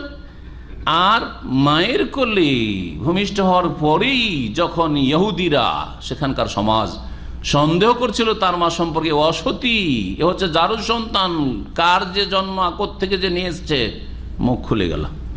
যেই কথাগুলি বিস্তারিত সূরা মারইয়ামে মহান আল্লাহ বর্ণনা করেছেন। সূরা মারইয়ামের তাফসীর আমাদের অলরেডি হয়েছে। পরিণত বয়সে মানে নবুয়ত পাওয়ার পরে যে কথাগুলি বলবেন, তার আকাশে ওঠার আগে, এটা হচ্ছে একটি তাফসীর। আর একটি তাফসীর হচ্ছে যে কাহলান মানে তিনি কিয়ামতের কাছাকাছি আবার যে নেমে আসবেন পৃথিবীতে, আসার পরে মানুষের, ওই যুগের মানুষদের সাথে কথা বলবেন। এটা অনেকে তাফসীর, যেটা তার একমাত্র বৈশিষ্ট্য। ওয়ামিনাস সালেহিন, এবং তিনি সৎকর্মশীলদের অন্তর্ভুক্ত হবেন। কালাত, এসব সুসংবাদ শুনে মারিয়াম আলাইহিস সালাম অবাক হলেন। এই কোন কথা হইল? আরে আমার গর্ভে সন্তান আসবে, বিয়ে হয়নি, কিছুই হয়নি, কেউ আমাকে স্পর্শ করেনি। কালাত বললেন, রব্বে আন্না ইয়াকুনু লি ওয়ালাদ, হে আমার প্রতিপালক, কেমন করে আমার সন্তান ভূমিষ্ঠ হবে? ওয়ালাম ইয়ামসাসনি বাশারুন, অথচ কোনো মানুষ আমাকে স্পর্শ করে নাই। কালা, মহান আল্লাহ বলছেন, কাযালিক, এইভাবেই হবে, এইভাবেই হবে। কাযালিকিল্লাহ ইয়াখলুকু মা ইয়াশা, এইভাবেই আল্লাহ রাব্বুল আলামিন সৃষ্টি করেন, মা ইয়াশা, যা ইচ্ছা করেন। আল্লাহ যা ইচ্ছা করেন, যখন ইচ্ছা করেন, যেমন করে ইচ্ছা করেন, যেইভাবে ইচ্ছা করেন আল্লাহ সৃষ্টি করেন, তাই না? আল্লাহ কালো করেছেন, সেটাও আল্লাহর ইচ্ছা। আপনার বাপ মারও ক্ষমতা নেই, আমারও বাপ মার ক্ষমতা নেই, আর যে ভূমিষ্ঠ তারও কোনো ক্ষমতা নেই, আছে কারো কোনো ক্ষমতা নেই। কাউকে খাটো করেছেন, কাউকে লম্বা করেছেন, কাউকে সুন্দর করেছেন, কাউকে সুন্দর করেন নাই, সব কিছু। কাউকে আল্লাহ সুস্থ রেখেছেন, কাউকে অসুস্থ করে সৃষ্টি করেছেন, কাউকে আল্লাহ পাক দীর্ঘ সময় দিয়েছেন সৃষ্টি করার পরে, কাউকে সৃষ্টি করার পরেই মৃত্যুদান করেছেন, কাউকে মাতৃগর্ভে মৃত্যুদান করেছেন। ইয়াখলুকু মা ইয়াশা, যেইভাবে যখন ইচ্ছা আল্লাহ যেভাবে সৃষ্টি করেন, আল্লাহ সব কিছুই করতে পারেন। ইযা কাযা আমরান, যখন তিনি কোনো কিছু স্থির করেন, কোনো কিছু চূড়ান্ত ফয়সালা করেন যে আমি করব, ফাইন্নামা ইয়াকুলু লাহু কুন ফায়াকুন, তখন নিশ্চয়ই তিনি আল্লাহ বলেন ওই বিষয়টি সম্পর্কে, কোন হয়ে যাও, ফায়াকুন, অতঃপর তা হয়ে পড়ে, তখন তা হয়ে যায়। আল্লাহকে শুধু কোন বলতে হয়। আগুনের মধ্যে আল্লাহ ক্ষমতা দিয়ে রেখেছেন, কিসের? তাপের, জ্বালিয়ে দেওয়ার, তাই না? এটা দেওয়া আছে, কোন বলে আল্লাহর দেওয়া আছে, যে তোমাকে সৃষ্টি করেছে এই কাজের জন্য, জ্বালিয়ে দেওয়ার জন্য, গরম করার জন্য, পুড়িয়ে দেওয়ার জন্য, তাই না? এর ব্যতিক্রম হুকুম আল্লাহ দিলেন, ইয়া নারু কুনি বারদান। কোনের মুয়ান্নাস স্ত্রীলিঙ্গ হচ্ছে কুনি বারদান, আরবিতে যেহেতু আগুন, মুয়ান্নাস নার, সেটা কুনি, কোন থেকে কুনি বারদান, ঠান্ডা হয়ে যাও তুমি। আল্লাহ এই কোনি বললেন, হয়ে গেল, ঠান্ডা হয়ে গেল। যে কোনো ক্ষেত্রে আল্লাহ কি বলেন, যখন কিছু করার স্থির করেন, কোন হয়ে যাও, ফায়াকুন, তা হয়ে পড়ে। ওয়ায়ুআল্লিমুহুল কিতাব ওয়াল হিকমাত ওয়াত তাওরাত ওয়াল ইনজিল, এবং আল্লাহ রাব্বুল আলামিন ঈসা আলাইহিস সালামকে জ্ঞান দান করবেন আল কিতাবের, ওয়াল হিকমাত, এবং প্রজ্ঞার জ্ঞান দান করবেন, হিকমত, ওয়াত তাওরাত, তাওরাতের এবং ইনজিলের জ্ঞান দান করবেন। তাওরাত ইনজিলের কথা উল্লেখ করা হয়েছে। তাওরাত ইনজিল বুঝি আসমানি কিতাব, আল্লাহ নাযিল করেছেন মুসা আলাইহিস সালামের উপর তাওরাত এবং ঈসা আলাইহিস সালামের জন্য ইনজিল। হিকমত হচ্ছে প্রজ্ঞা, যে কোনো ক্ষেত্রে প্রজ্ঞা। কিন্তু হিকমত অধিকাংশ ক্ষেত্রে আল কিতাবের পরে যেখানে ব্যবহৃত হয়েছে ওই আল কিতাবের ব্যাখ্যা তাফসীরকে বোঝানো হয়েছে। এজন্য এখানে কোরআনে কারীমকে আল কিতাব বলা হয়েছে আর তারপরে হিকমা বর্ণনা করা হয়েছে। হুয়াল্লাযী বাআসা ফিল উম্মিয়িনা রাসূলান মিনহুম ইয়াতলু আলাইহিম আয়াতি ওয়া ইউযাক্কিহিম ওয়া ইউআল্লিমুহুমুল কিতাবা ওয়াল হিকমা। মুহাম্মদুর রাসূলুল্লাহ সাল্লাল্লাহু আলাইহি সাল্লাম তাদেরকে আল কিতাবের জ্ঞান দেবেন, শেখাবেন তার উম্মতকে, ওয়াল হিকমা এবং হিকমা, এই কিতাবের পরে হিকমা। এজন্য সঠিক তাফসীর এই ক্ষেত্রে যদিও বিভিন্ন তাফসীর করা হয়েছে, সঠিক তাফসীর হচ্ছে আল কিতাব কোরআনুল কারীম, আর হিকমা হচ্ছে রাসূলুল্লাহ সাল্লাল্লাহু আলাইহি ওয়াসাল্লামের হাদিস, যা হচ্ছে সর্বোত্তম ব্যাখ্যা তাফসীর কোরআন কারীমের জন্য। কোরআন কারীমের তাফসীরের পরে কোরআন কারীমে একটি আয়াত অন্য আয়াতে তাফসীর করে, একটি আয়াতে সংক্ষেপে আছে, আরেকটি আয়াতে বিস্তারিত আলোচনা হয়েছে। এটা সবচেয়ে উত্তম তাফসীর, তাফসীরুল কোরআন বিল কোরআন। আর তারপরেই কোরআন কারীমের তাফসীর হচ্ছে রাসূলুল্লাহ সাল্লাল্লাহু আলাইহি ওয়াসাল্লামের কথা, কাজ, অনুমোদন, যেগুলির নাম হাদিস, সুন্নাহ। তাহলে হিকমা মানে সুন্নাহ। এখানে আল কিতাব যেহেতু ঈসা আলাইহিস সালাম প্রসঙ্গ, নবী সাল্লাল্লাহু আলাইহি ওয়াসাল্লাম প্রসঙ্গ না, তো ঈসা আলাইহিস সালামকে আল্লাহ আল কিতাব দিয়েছেন, তো এর একটি তাফসীর যেটা প্রসিদ্ধ সেটা হচ্ছে আল কিতাব মানে ঈসা আলাইহিস সালামকে ইনজিল দান করেছেন। আর একটি মত যেহেতু তাওরাত ইনজিলের কথা আসছে, তো আবার একবার এখানে ইনজিল বলা হচ্ছে, আবার তার আগে আল কিতাব মানেও ইনজিল, তো রিপিট হচ্ছে না কথা। সেই জন্য অনেকেই এরকম বলেছেন যে ঈসা আলাইহিস সালামকে ইনজিল ছাড়াও আরেকটি কিতাব দেওয়া হয়েছিল, আল্লাহু আ'লাম, হতে পারে। ওয়া ইউআল্লিমুল কিতাব। আবার কেউ কেউ বলেছেন আল কিতাব মানে হচ্ছে মাকতুব, লিখন, যে কোনো লিখা, তাকে লিখার জ্ঞান দান করবেন, তিনি লিখবেন এবং লিখা পড়তে পারবেন, তাকে আল কিতাব আর জ্ঞান দান করবেন। কিতাব আমরা বই পুস্তকে বলি, আর কিতাব মানে লিখনি, কাতাবা ইয়াকতুবু কিতাবান ওয়া কিতাবাতান, মানে লিখা। তো লিখন তাকে শেখাবেন আল্লাহ রাব্বুল আলামিন, ওয়াল হিকমা এবং তাকে প্রজ্ঞা শেখাবেন। আল কিতাব মানে যদি যে কোনো অন্য কিতাব হোক যা আল্লাহ দিয়েছেন তাকে, অথবা ইনজিলি হোক। হিকমা মানে হচ্ছে তার তাফসীর, যা আম্বিয়া রসুলগণের মাধ্যমে আল্লাহ করিয়েছেন। প্রত্যেক নবীকে আল্লাহ পাঠিয়েছেন কিসের জন্য? যেই কিতাব নাজিল হয়েছে তার ওপর বা তার পূর্বে কোনো রসুল, সেই কিতাবের ব্যাখ্যা বিশ্লেষের জন্য। জি, ওয়া আনজালনা ইলাইকা যিকরা লিতুবাইয়িনা লিন-নাসি মা নুযিলা ইলাইহিম। মহান আল্লাহ বলছেন, হে নবী, তোমার প্রতি আমি উপদেশ নাজিল করেছি। আর যিকর হচ্ছে আল কোরআন, লিতুবাইয়িনা লিন-নাস, যাতে করে মানব জগতের জন্য তুমি বর্ণনা করে দাও। এই যে বর্ণনা, নবীর ডিউটি কি? বয়ান করে দাও, বর্ণনা করে দাও। এই বর্ণনাই হচ্ছে তাফসীর, আল কোরআনের বর্ণনা। নবী করিম সাল্লাল্লাহু আলাইহি ওয়াসাল্লামের কথা, কাজ, তার সিরাত, তার জীবনী হচ্ছে কোরআন কারীমের তাফসীর। ওয়া রাসূলান ইলা বানি ইসরাঈল, এবং হে ঈসা, তোমাকে আমি রাসূল করব বনি ইসরাঈলের উদ্দেশ্যে। বা ঈসার মাকে বলা হয়েছে তোমার ছেলে রাসূল হবে বনি ইসরাঈলের উদ্দেশ্যে, যেহেতু এখন ঈসা আলাইহিস সালামের জন্ম হয়নি। তোমার গর্ভে যে ছেলে আসছে সেই ছেলে রাসূলান ইলা বানি ইসরাঈল, ওয়া জাআলনাহু রাসূলান ইলা বানি ইসরাঈল, তাকে আমি বনি ইসরাঈল বংশের জন্য আমি রাসূল করেছি। সে একসময় রাসূল হয়ে আসবে। আন্নী ক্বাদ জি'তুকুম বিআয়াতিন মির রাব্বিকুম, আর সে বলবে, ঈসা আলাইহিস সালাম বলবে জাতিকে যে তোমাদের কাছে তোমাদের প্রতিপালকের পক্ষ থেকে নিদর্শন নিয়ে এসেছি। আয়াত, আয়াত মানে আল্লাহ পাকের বিধান, শরঈ আয়াত। আর আয়াত মানে সৃষ্টিগত আয়াত হচ্ছে মুজিজা, অলৌকিকত্ব কিছু নিয়ে এসেছি। এখানে মুজিজা বোঝানো হয়েছে। তারপরে আল্লাহ রাব্বুল আলামিন এই মুজিজাগুলির কথা বর্ণনা করছেন।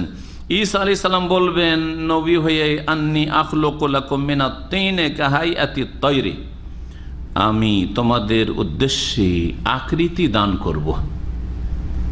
আখলুকু, খালাকা, আখলুকু মানে কি করা? সৃষ্টি করা, তৈরি করা না। খালাকা আখলুকু মানে কি? সৃষ্টি করা। সৃষ্টিকর্তা কে? একমাত্র আল্লাহ। এই জন্য এখানে খালাকা মানে সাওয়ারা, রূপ দান করা, আকৃতি দান করা। এখানে খালাক মানে সৃষ্টি করা না। ঈসা আলাইহিস সালাম সৃষ্টি করার ক্ষমতা রাখেন না, আর তিনি সৃষ্টি করেননি, বরং এখানে আখলুকু লাকুম মানে উসাউবিরু লাকুম মিনাত তিন, কাদা মাটি দিয়ে আমি কি করব, আকৃতি গঠন করব তোমাদের সামনে, তোমাদের উদ্দেশ্যে। কাহায়াতি তৈরি, পাখির মতো কাদা মাটি দিয়ে পাখি তৈরি করলেন একটা। এখনো রূহ আসেনি, রূহ দেওয়ার ক্ষমতা তার নেই, প্রাণ দেওয়ার ক্ষমতা নেই। ফানফুখু ফীহি, অতঃপর তাতে আমি ফুৎকার দেব, ফু দেব। ফায়াকুনু তায়রাম বিইজনিল্লাহ, অতঃপর সেটি যে মাটির পাখির পুতুল ছিল, মাটির পুতুল পাখির, সেটা একটি জীবন্ত পাখিতে পরিণত হবে বিইজনিল্লাহ, কার হুকুমে? আল্লাহর অনুমতি ক্রমে, আল্লাহর ইচ্ছাই, আল্লাহর ইজনে। একবার করে বলছেন না। তারপরেও দেখেন ও উবরিউল আকমাহা, আর জন্মান্ধ, আকমাহ বলা হয় জন্মান্ধকে, আমা অন্ধ, আর আকমা হচ্ছে জন্মান্ধ। জন্মান্ধকে আমি নিরাময় দান করব। ওয়াল আবরাসা, আর কুষ্ঠরোগীকে আমি নিরাময় দান করব। অহিল মৌতা, এবং মৃতকে জীবিত করব। বেইজনিল্লাহ, কার হুকুমে? আল্লাহর হুকুমে, আল্লাহর অনুমতি করবে। আল্লাহ যদি অনুমতি না দেন, আল্লাহ যদি না চান, তাহলে সেটা হবে না। তাহলে বোঝা গেল মুজিজাগুলি নবী রাসূলগণের হাতে থাকে না। কার হাতে থাকে? আল্লাহর হাতে থাকে। যখন ইচ্ছা তিনি মুজিজা, খাওয়ারিকুল আদা, অসাধারণ কিছু ঘটানো, যেটা যদি নবী রাসূলগণের হাতে থাকতো, তাহলে শেষ নবী কেনেন, আমার আপনার প্রিয় নবী মুহাম্মদুর রাসূলুল্লাহ সাল্লাল্লাহু আলাইহি ওয়াসাল্লাম, যিনি অল্প একটা বাটিতে পানি আছে, পানিতে এইভাবে হাত রেখেছেন, আর পানির ফোয়ারা ছুটতে শুরু হয়েছে, আর কয়েক শত মানুষ পানি পান করছে। ঘটেছে না ঘটে নেই? খাবার অল্প গোস্ত, একটা ছোট্ট বকরির বাচ্চা, আর অল্প কয়েক কিলো আটা, জাবেরের বাড়ির দাওয়াত, আর খন্দকের এতগুলি লোক, সুবহানাল্লাহ, মাত্র কিছু লোকের খাওয়া দাওয়া হবে। সেখানে হাজারের বেশি মানুষ কাজ করছে, অনাহারে আছে, কেউ একটা পাথর, কেউ দুটো পাথর, কেউ তিনটে পাথর পেটে বাঁধা আছে। এই অবস্থায় এই দাওয়াত পড়েছে নবী সাল্লাল্লাহু আলাইহি সাল্লামকে, আর তার সাথে খাস খাস কিছু লোক, আবু বকর, ওমর, উসমান, 2, 4, 5 জন, 10 জন, কে আপনি নিয়ে আসেন আমার বাড়িতে। কানে কানে বলি, ইয়া রাসূলুল্লাহ, বেশি নেই, অল্প আছে, আপনার সাথে 2, 4, 5 জনকে নিয়ে আসেন। নবী সাল্লাল্লাহু আলাইহি ওয়াসাল্লাম ঘোষণা করে, ইয়া আহলাল খান্দাকে, হে খন্দকের পরীক্ষা খননকারীরা, ইন্না জাবেরান সানা লাকুম সূরান, জাবের রাদিয়াল্লাহু তাআলা তোমাদের জন্য একটু ঝোলের ব্যবস্থা করেছে, তোমাদের জন্য একটু শোরবার ব্যবস্থা করেছে। সুবহানাল্লাহ, চলো সবাই ক্ষুধার্ত, খুশির শেষ নেই। খেয়ে দেহে খাবার বেঁচে গেল। বোঝা যায় না যে যখন খাওয়াইতে শুরু করি তখন বেশি ছিল, না খাওয়া দাওয়ার শেষে বেশি আছে, কিছু বোঝা যায় না। ঢেকে রেখেছিলেন, একদিক থেকে উঠাচ্ছেন, একদিক থেকে উঠাচ্ছেন। সুবহানাল্লাহ, ঠিক না? এটা কি মুজিজা? আবার সেই নবী মুহাম্মদ রাসূলুল্লাহ সাল্লাল্লাহু আলাইহি ওয়াসাল্লাম, তার বাড়িতে 1 দিন, 2 দিন, 3 দিন, 1 মাস, 2 মাস, 3 পর্যন্ত পর পর চলে যাচ্ছে একটানা। মা ইউকাদু ফি বাইতিহি নারান, তার বিবিদের বাড়িতে 9 জন স্ত্রী, চুলা জ্বালাবার ব্যবস্থা নেই। মুজিজা নিজের হাতে, নিজের হাতে থাকলে শখ করে স্ত্রীদেরকে এরকম অনাহারে রাখবেন, 3 মাস ধরে খাবার নেই বাড়িতে, চুলা জ্বালাবার ব্যবস্থা নেই। কি খেয়ে বাঁচছেন? কয়েকটা করে দিনে খেজুর, একটু করে পানি খেয়ে নবীর বিবিগণ বেঁচেছেন। যদি এই মুজিজা পয়দা করার ক্ষমতা, মুজিজা নিয়ে আসার ক্ষমতা নবী রাসূলগণের হাতে থাকতো, সবচেয়ে শ্রেষ্ঠ নবীর হাতে থাকতো, ঠিক কিনা? আর যদি তার হাতে থেকে থাকে, তো সব করে এরকম কষ্ট দিবেন নিজেকে এবং নিজের পরিবারকে, ছেলে মেয়েদেরকে, এটা কখনো হইতে পারে? জুলুম হবে। তাহলে যারা নবী সাল্লাল্লাহু আলাইহি সাল্লামের মুজিজাকে বুঝেনি, জাহেল, কারামতকে বুঝেনি, যে এগুলি তাদের হাতে থাকে না, এবং যারা নবী করিম সাল্লাল্লাহু আলাইহি সাল্লামকে বলেছেন যে মুখতারিকুল, সব কিছুর ক্ষমতা তিনি রাখতেন, তারা নবীকে জালেম সাব্যস্ত করেছে। হ্যাঁ, যে কেমন জালেমের জালেম, সব কিছু দিতে পারবেন, তারপর নবী তার বিবিদেরকে 3 মাস ধরে খাবার দেন না, চুলা জ্বালাবার ব্যবস্থা দেন না, জালেম সাব্যস্ত হবে না? আপনার টাকা আছে, বেতন পাচ্ছেন মাসের মাস, আর বাড়িতে যদি টাকা না পাঠান, খরচ না পাঠান, চুলা জ্বালাবার ব্যবস্থা আপনার স্ত্রী, জালেম কিনা আপনি? জালেম না? বুঝেন না? তাহলে যারা নবীকে এই শিরকি আকীদায় বিশ্বাসী, যারা বলেছে মুখতারি কুল, হ্যাঁ তিনি সবকিছু ক্ষমতা রাখেন, দুনিয়া আখিরাতের মালিক তিনি, তারা নবীকে জালেম সাব্যস্ত করেছে তাদের এই কুফরিয়া শিরকি আকীদা দিয়ে। আল্লাহ রাব্বুল আলামিন বলছেন বেইজনিল্লাহ, তাই না? আল্লাহর অনুমতি ক্রমে। আর হক্কানি পীর কি বলছে? নাতি মারা গেছে আর বুড়াকে খাওয়াবার আর কেউ না, ওই নাতি ছাড়া, ঠিক না? তখন ওই নাতির বা ওর দাদার যে পীর সাহেব, হক্কানি পীর, হ্যাঁ ও জানতে পেরেছে কি হয়েছে, কান্নাকাটি চলছে বাড়িতে। ঘটনা জানেন না? জানেন না? কোন কিতাব আছে? বেদে মারেফাত ইয়াদে খোদা, আটরসি পীরের কিতাব, দেওয়ানবাগির কিতাব, হ্যাঁ চরমনাইর কিতাব, যেটা সবচেয়ে হক্কানি। হক্কানির যদি এই শিরকি অবস্থা হয়, তো বাকি যেগুলিকে ভণ্ড বলছেন সেগুলি শিরকের কোন যে নিম্ন স্তরে পৌঁছে আছে আল্লাহ পাক ভালো জানেন। হক্কানিতে যদি ঈমান এইরকম ভঙ্গ হয়ে থাকে, কিতাবে বলছে এই ভেদে মারিফত, জি আমার ওই 6টি আলোচনাতে পাতা নম্বর সহ আছে, পড়ে নেবেন।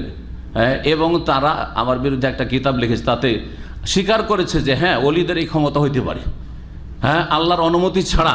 বরং আরো ক্লিয়ার করে দিয়েছে যে আল্লাহর অনুমতি ছাড়াও তারা এইরকম করতে পারে, মৃতকে জীবিত করতে পারে। রূহ কবজ করে নিয়ে চলে গেছে, তারপরে হঠাৎ করে সেই দাদা উঠে বসে গেছে, জিন্দা হয়ে গেছে। কে জিন্দা করলো? ওই যে পীরে কামেল জিন্দা করলো। কিভাবে জিন্দা করলো? মরে পড়ে আছে, বলছে কম বেইজনি, এই শব্দটি আছে ওই কিতাবে। কি আছে? কম বেইজনি, আমার এজেনে, আমার অনুমতিতে উঠো। কত বড় কুফরি কথা!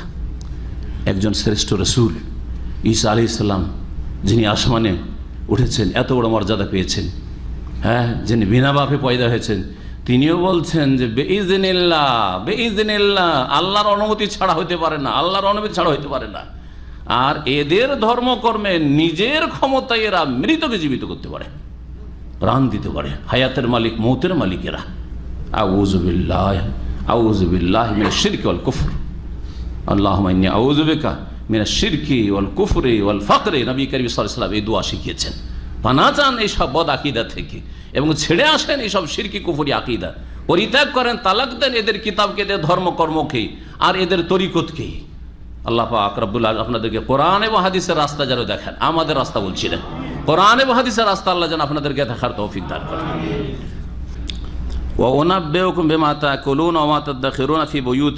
এবং তোমাদেরকে এইটাও মুজিজা ঈসা আলাইহিস সালামের, তোমাদেরকে আমি আগেই বলে দিতে পারবো, জানিয়ে দেব, বেমা তাকুলুন, যে বাড়িতে কি খাচ্ছ। খেয়ে দিয়ে এসছে, ঈসা আলাইহিস সালাম বলেন যে বাড়িতে তুমি খেয়ে এসছো, ভাত খেয়েছো না, রুটি খেয়েছো না, আর কিছু খেয়েছো, হ্যাঁ কি খেয়েছো বলতে পারবেন তিনি। আল্লাহ রাব্বুল আলামিন এটা কি দিয়েছিলেন? মুজিজা। মুজিজা মানে তার হাতে নাই যে সবসময় বলতে পারবেন, হ্যাঁ যখন আল্লাহ এইটা দিয়েছেন তখন, তার আগেও না, আর যদি আল্লাহ নিয়ে নেন তখনও না, সব আল্লাহর অনুমতি করবে। ওমা তাদাখিরুনা ফি বুয়ুতিকুম, এবং তোমাদের বাড়িতে কি তোমরা সঞ্চয় করে রাখছো, বাড়িতে আছে। বলতে পারবেন যে বাড়িতে কয় কিলো চাউল আমার বাড়িতে আছে? আপনাদের বাড়িতে কয় কিলো চাউল আছে কেউ বলতে পারবো? পারবে? হক্কানি পীর পারবে। ও যে মৃতকে জিন্দা করতে পারে তো কেন বলতে পারবে না? আউযুবিল্লাহ, এটা মুজিজা নবী রাসূলগণের।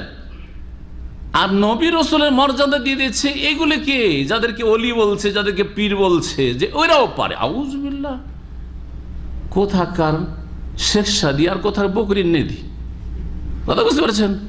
শিরকি কুফরি আকীদা রাখে এরা, বকরির নেদি। আর আম্বিয়া রাসূলগণ, হ্যাঁ বলে যে শেখ সাদি, সারা আর সোরাইয়া, কোথায় ধ্রুব তারা আর কোথায় হ্যাঁ পাতালের মাটি। ইন্না ফি যালিকা লাআয়াতান লাকুম, নিশ্চয় তোমাদের জন্য এতে রয়েছে নিদর্শন। কি নিদর্শন? চেনার উপায় যে ঈসা আলাইহিস সালাম রাসূলুল্লাহ, আল্লাহ হক, হ্যাঁ আল্লাহ রাব্বুল আলামিন আলা কুল্লি শাইইন কাদির, তিনি বিনা বাপে সৃষ্টি করেছেন ঈসা আলাইহিস সালামকে। এই সমস্ত কিছুর শিক্ষা রয়েছে। ঈসা আলাইহিস সালাম যে দিন নিয়ে এসেছেন সেটা সত্য, সুতরাং ঈসা আলাইহিস সালামের দাওয়াতে সাড়া দাও, তাঁর ডাকে সাড়া দাও। যেমন ইহুদিরা অস্বীকার করেছে, তাদের জন্য শিক্ষার বিষয় তখনকার ছিল। আমাদের জন্য শিক্ষার বিষয় যে আমরা ঈসা আলাইহিস সালামকে আল্লাহর হক রসুল হিসাবে বিশ্বাস করবে, এইসব ঘটনা শুনে এবং জেনে আমাদের জন্য নিদর্শন রয়েছে। তোমাদের জন্য নিশ্চয়ই এতে রয়েছে নিদর্শন, ইন কুনতুম মুমিনিন, যদি তোমরা সত্যিকার বিশ্বাসী হও, অমুসাদ্দিকান লিমা বাইনা ইয়াদাইয়া মিনাত তাওরাত, আর ঈসা আলাইহিস সালাম হবেন তার পূর্বে যে তওরাত অবতীর্ণ হয়েছে সেই তওরাত কিতাবের সত্যায়নকারী, তওরাতের সত্যায়নকারী, সমর্থক। কারণ ঈসা আলাইহিস সালামের দিনটা ঠিক এমন ছিল যে তওরাতের বিধিবিধানগুলি সবগুলি ঈসা আলাইহিস সালাম এবং তার উম্মতের জন্য ফরজ ছিল, কারণ তাওরাতে ছিল হুকুম আহকাম বিধিবিধান, ইনজিলে ছিল বিভিন্ন বিষয়গুলি, যেমন সুসংবাদ, যেমন ফজিলত, কিছু নেক আমলের কথা, কিছু পাপাচার থেকে বেঁচে থাকার কথা, কিন্তু বিধিবিধান হালাল হারাম জায়েজ না জায়েজ এসব বিষয়গুলি তাওরাতের। এই জন্য ঈসা আলাইহিস সালামের দিনে তাওরাত এবং ইনজিল দুটোর বাস্তবায়ন করা। তো ঈসা আলাইহিস সালাম তাওরাতের সত্যায়নকারী। তারপরে তাওরাতে যেসব বিষয়গুলি রয়েছে আরও সামনে আসবে, সেসব বিষয়ের ব্যাখ্যা করতে গিয়ে যে ইহুদি আলেমদের, বনি ইসরায়েলের আলেমদের ভুল হয়েছে ইজতিহাদে, সেগুলির ক্ষেত্রে ঈসা আলাইহিস সালাম সত্যায়নকারী। যেমন মুসলিম সমাজের উলামা কেরামদের মাঝে ইখতিলাফ হয়েছে, মাসলা মাসাইলে, হয়েছে না হয় নাই? আকীদার কথা বলে, আকীদা ইখতিলাফ অচল, চলবে না। যারা আকীদা ইখতিলাফ করেছে সঠিক পথ থেকে তারা পথভ্রষ্ট, গুমরাহ। কিন্তু মাসলা মাসাইলে ইখতিলাফ, হানাফি, শাফি, মালিকি, হাম্বলি, যে মাসলা মাসাইলে ইখতিলাফ, হ্যাঁ, জায়েজ না জায়েজ, অথবা সুন্নত কোনটা সুন্নত নয়, রফেদিন করা সুন্নত কি সুন্নত নয়, আমিন জোরে বলা সুন্নত কি সুন্নত নয়, ইখতিলাফ হয়েছে না হয় নাই? সবটাই ঠিক না একটা ঠিক?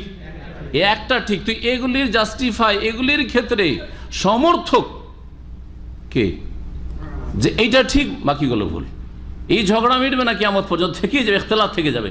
ওয়ালা ইয়াজালুনা মুখতালিফিন, তাই না? এই ইখতিলাফ থেকেই যাবে। ইল্লা মান রাহিমা রাব্বুক, তবে রব যার উপর রহম করবে সে কোরআন এবং হাদিসের রাস্তা পাবে ইখতিলাফের মাঝে থেকে। যেটা কোরআন এবং হাদিসের সমর্থন পাচ্ছে সেটা মানবে, সেটা হানাফি মযহাবেরই ফতোয়া হোক, আর শাফি মযহাবের ফতোয়া হোক, আর মালিকি মযহাবের ফতোয়া হোক, আর হাম্বলি মযহাবের ফতোয়া হোক, আর চার মযহাবে নাই থাক। এমনও হইতে পারে যে চার মযহাবই নাই, কিন্তু সেটা কোরআন ও হাদিস দ্বারা বলিষ্ঠ প্রমাণিত। যেমন ইমাম ইবনে তাইমিয়া রাহমাতুল্লাহ 3 তালাকের ক্ষেত্রে বলেছেন যে 3 তালাক এক মজলিস দিলে 1 তালাক। তো কথা হচ্ছে যে চূড়ান্ত ফয়সালা দানকারী আর কোন নবী তো আসবে না যে দেখো 4 ইমামের যে ইখতিলাফ হয়েছে এগুলোর ক্ষেত্রে অমুক ফতোয়াটা ঠিক, ওইগুলো ভুল, বলার আছে কেউ? চূড়ান্ত ফয়সালা দেনেওয়ালা আসেন, ইখতিলাফ চলতেই থাকবে। কেউ এই পক্ষ নিবে, কেউ ওই পক্ষ নিবে, কেউ গোঁড়ামি করবে, কেউ উদার হবে ইত্যাদি, কেউ হেদায়েত পাবে, কেউ হেদায়েত পাবে না, এসব ক্ষেত্রে থাকবেই। বনি ইসরায়েলদের মধ্যে মুসা আলাইহিস সালামের পরে যে এইসব মাসলা মাসাইল ইজতিহাদে যে ইখতিলাফ হয়েছে সবটাই তো ঠিক না, তাদেরও তো ইখতিলাফ হয়েছে, হয় নাই? ব্যাখ্যা করতে গিয়ে ইজতিহাদি যে মতবিরোধগুলি হয়েছে সেগুলির ক্ষেত্রে সত্যায়নকারী সমর্থক হচ্ছেন কে? ঈসা আলাইহিস সালাম, আর রাসূল। ওহির মাধ্যমে বলে দিবেন যে অমুক যে তোমাদের বনি ইসরায়েলদের আলেম তার ফতোয়াটা ঠিক আর এদেরটা ঠিক নয়। তাই বলছেন এখানে যে তিনি সত্যায়নকারী। আর যদি বিকৃতি ঘটিয়ে থাকে, পরে বিকৃতি ঘটেছে, বিকৃতি যদি ঘটিয়ে থাকে সেই ক্ষেত্রে সত্যায়নকারী সমর্থক। যেটা বিকৃত সেটা ভুল, এটা আসলে আল্লাহর কালাম নয়, এটা নিজেরা তাদের সংযোজন করেছে বা হেরফের করে দিয়েছে, রদবদল করেছে। বলে ওহিল্লা লাকুম বাদাল্লাযী হুররিমা আলাইকুম, আর যাতে করে আমি ঈসা আলাইহিস সালাম নবী হয়ে এসে বলবেন, আল্লাহ বলছেন আগে থেকে জানিয়ে দিচ্ছেন যে এসে বলবেন যে যাতে করে আমি হালাল করি তোমাদের উদ্দেশ্যে ওই সবের কিছু বস্তু যা তোমাদের প্রতি হারাম করে দেওয়া হয়েছে। হারাম করা হয়েছে আল্লাহর পক্ষ থেকে না আলেমদের ফতোয়ার ভিত্তিতে? হ্যাঁ বলেন, কে বুঝেছেন? আলেমদের ফতোয়ার ভিত্তিতে। একটু আগে ওইরকম ব্যাখ্যা করলাম, সেই জন্য এটার দিকে ঝুঁকলেন। দুটোই তাফসীর করা হয়েছে। বনি ইসরায়েলদের যারা মুসা আলাইহিস সালামের অনুসারী তাদের মাঝে দুটোই বিষয় ছিল। এক ছিল কি, তাদের বাড়াবাড়ির জন্য শাস্তি স্বরূপ কিছু জিনিসকে আল্লাহ হারাম করে দিয়েছিলেন। শাস্তি স্বরূপ কিছু জিনিসকে কি করে দিয়েছিলেন? হালাল অথচ হারাম করে দিয়েছিলেন। যেমন উট তাদের জন্য কি ছিল? হারাম। উটের গোস্ত খেতে পারবেন না, শাস্তি শুরু। অথবা আরেকটি কারণ বলা হয়েছে, এইরকমই একটা গরু বা খাসি জবাই করে গবাদি পশু থেকে এই গোস্তগুলি খেতে পারবে, এটা খেতে পারবে না, এইটা খেতে পারবে, এর ভিতরে চর্বিটা খেতে পারবে না, ইত্যাদি এই ধরনের বিষয়গুলি সূরা আনআমে বর্ণনা করা হয়েছে। এগুলো কি ছিল? তাদের ওপর পানিশমেন্ট ছিল, শাস্তি। তোমরা বাড়াবাড়ি করেছো, শয়তানি করেছো, এটা হারাম, ওইটা হারাম তোমাদের জন্য। এই যে কিছু তাদের উপর শাস্তি স্বরূপ হারাম করা হয়েছিল, ঈসা আলাইহিস সালাম এসে আসলে যেহেতু ওগুলি হালাল, ঈসা আলাইহিস সালামের দিন এসে কি করলো? তাতে হালাল ঘোষণা করলো যে না, এগুলি হালাল, এগুলি হচ্ছে হালাল। আর একটি ব্যাখ্যা যেটা আপনারা বললেন বা একটু আগে আমি বললাম, সেটা কি যে তাদের আলেমরা ফতোয়া দিতে গিয়ে আসলে আল্লাহর কিতাবে ওইটা আল্লাহর ফয়সালাতে হালাল, কিন্তু কিছু আলেম ফতোয়া দিয়ে কি করেছে? হারাম করে দিয়েছে। ঈসা আলাইহিস সালাম এসে আসলটাতে ফিরিয়ে নিয়ে আসলেন। আসল কি? আসল হচ্ছে যে হালাল, সুতরাং হালালে ফিরিয়ে নিয়ে আসলেন। যেমন আজকালকার যুগে ঘোড়ার গোস্ত কি হালাল না হারাম? এদিক থেকে হারামও শুনছি, আবার হালালও শুনছি। কারা হারাম বলছেন হাত উঠান। ঘোড়ার গোস্ত হারাম, মেলাগুলো হাত উঠেছে, মাশাআল্লাহ, দেখছেন না? ঘোড়ার গোস্ত হারাম। আচ্ছা, কারা হালাল বলছেন হাত উঠান। এতগুলি লোক সবাই খেতে চায় ঘোড়া, আর আপনারা কয়েকজন খেতে চান। সুবহানাল্লাহ, দেখলেন? হ্যাঁ, মদিনার ছাত্র, ঘোড়ার গোস্ত হালাল না হারাম? হালাল। জি, ইমাম আবু হানিফা রাহিমাহুল্লাহর মাযহাবে ঘোড়ার গোস্ত হারাম। বুঝা গেছে? যারা নিজে হানাফি সাইনবোর্ড রেখেছেন তাদের জন্য হারাম। কথা বুঝতে পারছেন? হানাফি যদি হন তাহলে হারাম, কারণ আপনি পাবন্দি করছেন আমি হানফি থাকবো, আমি ওই হাদিসে হালাল থাকলো না, আমার কাছে হালাল না। আমার কাছে হানফিটা 1 নম্বরে, 2 নম্বরে হাদিস। আমাদের মোতাবেক হাদিস পাই যদি মনোপুত, তাহলে নিলাম, না হলে মাস সালামা, ঠিক না? এটাই তো মযহাবের মুশকিলটা। আর যারা বলছেন না, আমাদের আসল হচ্ছে কোরআন এবং হাদিস, কোরআন হাদিসের মুআফিক যদি আবু হানিফার কথা পাই সেটাও নেব, আর কোরআন হাদিসের মুআফিক অনুকূলে যদি শাফিরটা পাই সেটাও নেব, কোরআন হাদিসের মুআফিক যদি মালিকেরটা পাই, আহমদেরটা পাই, আর কারো পাই তাও নেব, আপনার কথাও নেব যদি কোরআন হাদিসের মুআফিক হয়, ঠিক না? কিন্তু কোরআন হাদিসের উল্টা হলে যতই বড় কোনো ব্যক্তিত্ব হোক না, তার কথা নেওয়া যাবে না। এটাই না শিখিয়েছেন 4 ইমাম, শিখার নেই? উতরুকু কওলি লিকাওলি রাসূলিল্লাহ সাল্লাল্লাহু আলাইহি ওয়াসাল্লাম, রাসূলের কথার সামনে আমার কথাকে ছেড়ে দিও। উতরুকু কওলি লিকাওলি সাহাবায়ে কেরামের কথার সামনে আমার কথাকে ছেড়ে ফেলে দিও। আবু হানিফার শিক্ষা এটা রাহিমাহুল্লাহ। কিন্তু আমরা তো আসল হানাফি হতে পারি না, নকল হানাফি। আসলে কথা বোঝা গেছে? আসল হানাফি আর নকল হানাফিতে পার্থক্য আছে। ইমাম আবু হানিফা রাহমাতুল্লাহ আলাইহির ইজতিহাদে তার কাছে হাদিস পৌঁছেনি। তখনকার যুগে বুখারী মুসলিম হাদিস এইভাবে কিতাবে সংকলন হয়নি, তার যুগটা একটু আগের যুগ ছিল। হাদিসগুলি ছড়িয়ে ছিটছিল বিভিন্ন শহরে, মানুষের মুখে মুখে, স্মৃতিতে, মুখস্থতে, এইভাবে লিপিবদ্ধ হয়নি। হাদিস হয়তো পৌঁছেনি, কয়েকটি হাদিস রয়েছে ঘোড়ার গোস্ত খাওয়া সম্পর্কে। এটা হচ্ছে তার সম্পর্কে সুধারণা যে হাদিস পৌঁছেনি, বেচারা করবেন কি? কিন্তু তিনি সেই যুগের বড় আলেম, সুতরাং তার কাছে লোকেরা কুফায় ফতোয়া নিতে গেছে। তিনি দেখলেন কোরআনে কারিমে আল্লাহ বলছেন ওয়াল খাইলা ওয়াল বিগাল ওয়াল হামিরা লিতারকাবুহা জিনা। ওয়াল খাইল ঘোড়া, ওয়াল বিগাল খচ্চর, ওয়াল হামির আর গর্ধব, লিতারকাবু এগুলি বাহনের জন্য, সওয়ার হওয়ার জন্য, ওয়া জিনা আর সাজের জন্য। বাড়িতে ঘোড়া পুষলে সুন্দর লাগে, এই অমুকের বাড়িতে ঘোড়া আছে। আমাদের এলাকায় একমাত্র মন্ত্রী, গোটা ডিস্ট্রিক্ট ওই মন্ত্রীর বাড়িতে কত লাখ টাকার ঘোড়া একটা কিনা আছে, শুধু দেখার জন্য আসে, আর লোকজন দেখে যায়, কোনো কাজ নেই ওর। কথা বুঝছেন? আরে সালাফে সালেহিনদের যুগে, সাহাবায়ে কেরাম, তাবিঈন, তাবা তাবিঈনদের যুগে জিহাদ ফিসাবিল্লাহ ঘোড়া কাজ আসতো। আজকাল তো ঘোড়া ওই কাজেরও না, যে কাজের জন্য আল্লাহ পয়দা করেছেন, তাই না? তো জিনার জন্য থেকে গেছে, সাজ অলঙ্কার। ইমাম আবু হানিফা দেখলেন যে আল্লাহ বলেছেন সওয়ার হওয়া আর জিনা, এই দুটো কাজের জন্য, তাহলে বোঝা গেল যে ঘোড়া খাওয়া যাবে না। এক, আর তিনি যেহেতু হাদিস মাননি, তখন আকলকে, যুক্তিকে প্রাধান্য দিয়েছেন, যুক্তি তখন রায় পেশ করেছেন। তিনি চিন্তা করলেন যে ঘোড়া যদি এভাবে জবাই হয় আর গোস্ত খেতে থাকে, তো ঘোড়া তো দেশ থেকে শেষ হয়ে যাবে, দুনিয়া থেকে শেষ হয়ে গেলে তো জিহাদ ফিসাবিল্লাহ যখন প্রয়োজন হয় তো ঘোড়া কোথায় পাবে মুসলিমরা? তাই খাওয়া যাবে না। বুঝতে পারলেন? একটি আয়াত থেকে আশ্রয় নেওয়া, ইস্তেদলাল, আর একটা হচ্ছে যুক্তিতা। কিন্তু যখন সামনে হাদিসগুলি আসলো, সহিহ বুখারীর হাদিস, সহিহ মুসলিমের হাদিস, আসমা রাদিয়াল্লাহু তাআলা আবু বকরের মেয়ে বলছেন যে নাহারনা ফারসান আলা আহাদি রাসূলিল্লাহ সাল্লাল্লাহু আলাইহি ওয়াসাল্লাম, আমরা রাসূলুল্লাহ জামান নাই নহর করলাম, জবাই করলাম ঘোড়াকে, ফাকাল না আর ঘোড়ার গোস্ত খেলাম। যখন আরো হাদিস আসলো নবী সাল্লাল্লাহু আলাইহি ওয়াসাল্লাম গাধার গোস্ত খেতে, খচ্চর গোস্ত মানা করেছেন, ওয়া আযনা ফি লুহুমিল খাইলি, আর ঘোড়ার গোস্ত খেতে অনুমতি দিয়েছেন। তারপরেও হাদিস ছেড়ে দেবেন আর তারপরে ওই আগের মাযহাব মানবেন নাকি, যেটা উনি না জেনে বলেছেন, জানা ছিল না সেই জন্য। আমি আজকে বলে গেলাম একটা কথা আর তারপরে ভুল প্রমাণ হয়ে গেল, তারপর আমার কথা মানবেন? হারাম আপনাদের জন্য মানাইট, জাহান্নামে যেতে হবে। আমি বেঁচে যাবো হয়তো, কারণ আমি এই যুগে এতটাই পেয়েছি, এর বেশি কিছু পাইনি।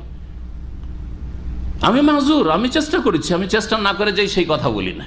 আর ফতোয়া দিতে সবচেয়ে বেশি আমি ভয় করি, কিন্তু আমাদের ছাত্ররা ভয় করে না। হ্যাঁ, আজকাল অল্প স্বল্প শিখা ভয় করে না। ফতোয়ার আপনার হোয়াটসঅ্যাপ টিম আর গ্রুপ, আর আপনার ফেসবুক ফতোয়া, আর কত যে ফতোয়া। কালকে রাত্রে একটা ফতোয়া এসছে বাহরাইন থেকে, রাত 12টার সময় ফতোয়া লিখিত হোয়াটসঅ্যাপে। আমি বলছি না, এই ফতোয়ার উত্তর দেওয়া পরে দেখা যাবে। হ্যাঁ, কিন্তু আপনাদের এক শ্রেণীর ছাত্র ভাইরা আছে, যদি এরকম ফতোয়া চলে আসে, কাজ হয়ে গেছে, মুফতি হওয়ার একটা সুযোগ চলে এসছে। হ্যাঁ, মুফতি হওয়ার একটা সুযোগ চলে এসছে। এই 2-4টা ফতোয়া দিলেই না মুফতি বলে একটু ফেমাস হইতে পারবো। আমি মুফতি টুফতি হতে চাই না।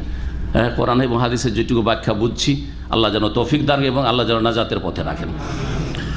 সতর্ক সাবধান, এলম ছাড়া ফতোয়া দেবেন না। এতগুলি দলিল জানার পরও ফতোয়া দিতে যদি ভয় লাগে, তো যদি যার কাছে দলিল না, আরবি ভাষায় বুঝেন না, দলিলই দিতে পারেন কোথা থেকে, শুনে শুনে ফতোয়া, শুনে শুনে ফতোয়া। আমি শেখের কাছে শুনেছি, যাওয়া যাওয়া ফতোয়া নাকি, অমুক শেখ তো বলেছেন, আরে এক শেখ ও ভুলই বলেছেন।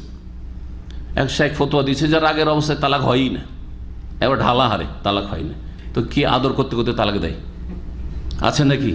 ভারত, বাংলাদেশ, পাকিস্তানে বা সৌদি আরবও কেউ আদর করে তালাক দেয় নাকি? স্ত্রীকে আদর করছে আর তালাক দিয়ে দিল, আছে নাকি কেউ? তাহলে রাগের অবস্থায় তালাক হয় না, দিল ফতোয়া এক শেখ, আর সেটাকে দিল ছেড়ে হোয়াটসঅ্যাপে এদিকে দিল ছড়িয়ে। এই বছর খানেক আগের ঘটনা। রাগের অবস্থায় তালাক হয় না মানে কারো তালাক হয় না। ভারত বাংলায় তালাক দিলে তালাক হয়ই না। এই যে প্রবাসীরা তালাক দেয়, এই তুই বাপের বাড়ি কেন গেলি, আমার মার বিনা হুকুমে দিলাম তোকে তালাক, 3 তালাক, তালাক তালাক তালাক, একটিও তালাক হয় না, কারণ সবগুলি রাগের তালাক, তাই না? জাহেলদের ফতোয়া এগুলো। আরে ভাই, আপনাকে একটু আল্লাহকে ভয় করতে হবে, কোরআন এবং হাদিসের গবেষণা রাখতে হবে, আপনার হাদিসের জ্ঞান থাকতে হবে, কোরআনের জ্ঞান থাকতে হবে, ফিকহের জ্ঞান থাকতে হবে, বুঝতে হবে যে বিষয়টা কি। তারপরে আপনাকে রাগ কয় ভাগে বিভক্ত হইতে পারে, কোন অবস্থায় তালাক হইতে পারে রাগে, কোন অবস্থায় হইতে পারে না, এটা হচ্ছে ফতোয়া দেওয়া, আলেমের ফতোয়া, জাহেলের ফতোয়া দেবেন না। ঈসা আলাইহিস সালাম, বনি ইসরাইল যারা মুসা আলাইহিস সালাম উম্মত ছিলেন, তাদের মাঝে যে আলেমদের বিরোধ ছিল, সেগুলির ক্ষেত্রে চূড়ান্ত ফায়সালা দেওয়ার জন্য এসেছেন। বলে ওহিল্লা লাকুম বাদাল্লাযী হুররিমা আলাইকুম, তোমাদের জন্য যেসব হারাম করে দেওয়া হয়েছে এইসব আলেমদের মাধ্যমে, এটা হারাম, এটা হারাম, অথচ সেগুলি আল্লাহর বিধানে হালাল, সেগুলি হালাল ঘোষণা করার জন্য আমি এসেছি রাসূল হিসাবে, কারণ আমার কাছে ওহী এসছে। আসল বিষয়টা জানতে পেরেছি যে এইসব আলেমদের ফতোয়াটা ঠিক নয়। ওয়াজিতুকুম বিআয়াতিন মির রাব্বিকুম, এবং তোমাদের কাছে তোমাদের প্রতিপালকের পক্ষ থেকে আমি নিদর্শন নিয়ে এসেছি, আয়াত, মুজিজা। ফাত্তাকুল্লাহ, সুতরাং আল্লাহকে ভয় করো, আতিউন, এবং আমার আনুগত্য করো, আমার কথা মানো। বনি ইসরাইল যাদের নাম ইহুদ, হ্যাঁ, নিজেদের নাম তারা রেখেছে এবং তারা ধর্মকে বিকৃত করেছে। ঈসা আলাইহিস সালামকে যারও সন্তান বলে অপবাদ দিয়েছে, তার মাকে অসতী বলে, হ্যাঁ, তারা অপবাদ দিয়েছে, এই চরিত্রহীনদেরকে সম্বোধন করলেন ফাত্তাকুল্লাহ, আল্লাহকে ভয় করো, আতিউন, আমার আনুগত্য করো। ইন্নাল্লাহ রব্বি ওয়া রব্বুকুম, আর শুনে রাখো নিশ্চয় আল্লাহ আমার প্রতিপালক, রব, ও রব্বকুম, তোমাদের প্রতিপালক। এই দিক থেকে আমি আর তোমরা সমান। নবী রাসূলগণ আমাদের সাথে এই দিক থেকে কি সমান। এই কথাকে বিদাতীরা তিলকে তাল করে বুঝে না, অথচ কোরআন বলছে এটা কি আমাদের কথা, সহিহ আকীদার লোকদের কথা শুধু না, আল্লাহর কথা। আল্লাহ যেমন আমাদের রব, তেমনি নবীদের রব। আমাদের উপর যেমন 5 ওয়াক্ত নামাজ ফরজ, নবী মুহাম্মদ রাসূলুল্লাহ সাল্লাল্লাহু আলাইহি ওয়াসাল্লামের 5 ওয়াক্ত ফরজ ছিল কি ছিল না? হ্যাঁ, আমার জন্য আপনার জন্য যেগুলি হারাম, সেগুলি তাদের উপর হারাম ছিল কিনা? ছিল। একমাত্র ব্যতিক্রম কিছু মাসাইলে যেগুলো কোরআন এবং হাদিসে স্পষ্ট প্রমাণিত, যেমন 4 স্ত্রীর বেশি কোনো উম্মত একসাথে রাখতে পারবে না, কিন্তু নবী করিম সাল্লাল্লাহু আলাইহি ওয়াসাল্লাম একসাথে 9 স্ত্রী রেখেছেন, একসাথে 9 স্ত্রী রেখেছেন এবং এর বেশি বিবাহ শাদী করেছেন 13 পর্যন্ত কোন কোন রিওয়ায়াতে, অথবা 11।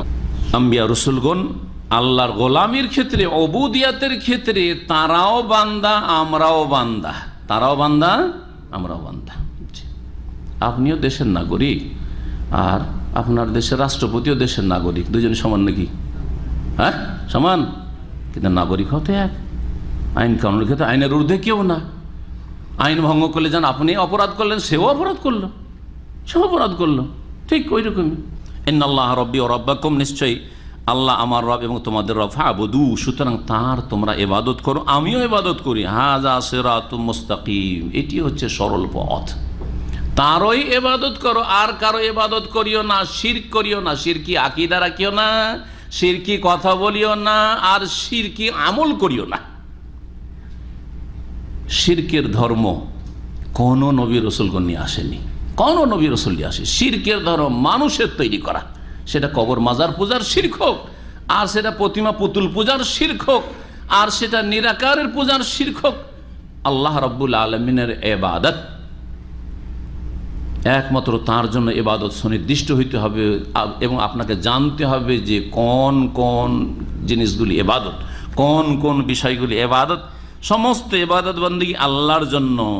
আল্লাহর আমরা গোলাম, আমরা আব্দ, ইবাদ, এবং আল্লাহ হচ্ছেন আমাদের মাবুদ। এটা হচ্ছে সিরাতে মুস্তাকিম।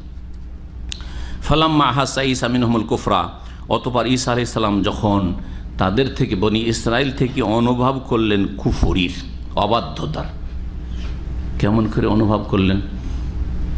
যে আমাকে ষড়যন্ত্র করছে, আমাকে মেরে দেওয়ার জন্য, হত্যা করার জন্য। এই হত্যা করা কি কুফরি? বলেন। উনি অনুভব করলেন যে আমাকে মেরে দেবে, এটাকে কুফর বলা হয়েছে কোরআনে এখানে, আল কুফর। তো এটা কি বড় কুফরি? খুন করা বড় কুফরি? কে বলছে বড় কুফরি? হাত তোলেন। বড় কুফরি খুন করা, বড় কুফরি। হ্যাঁ, খুন করা বড় কুফরি? তাহলে তো ইসলাম থেকে খারিজ। যে খুন করলে ইসলাম থেকে খারিজ, কাফের।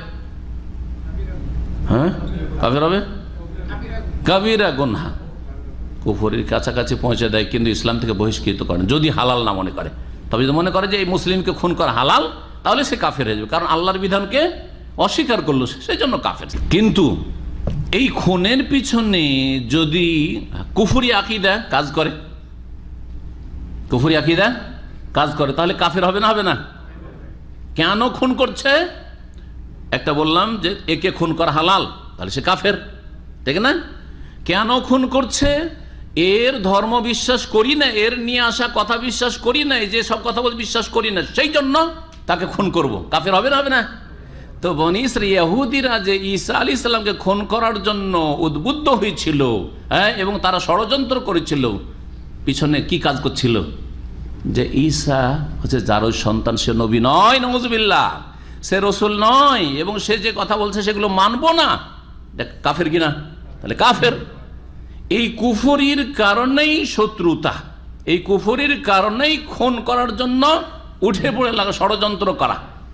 সেই জন্য আল্লাহ রাব্বুল আলামিন এখানে ঈসা আলাইহিস সালামকে খুন করার জন্য যে তারা ষড়যন্ত্র করেছিল, তাকে এখানে কুফর বলে আখ্যায়িত করেছেন। ফালাম্মা আহাসা ঈসা মিনহুমুল কুফরা, অতঃপর যখন বনি ইসরাইল ইহুদিদের পক্ষ থেকে ঈসা আলাইহিস সালাম অনুভব করলেন কুফরির, যে এরা আমাকে খুন করার জন্য চক্রান্ত করছে, কালা, তখন সাথী সঙ্গীদের কাছে সাহায্য সহযোগিতা চাইলেন।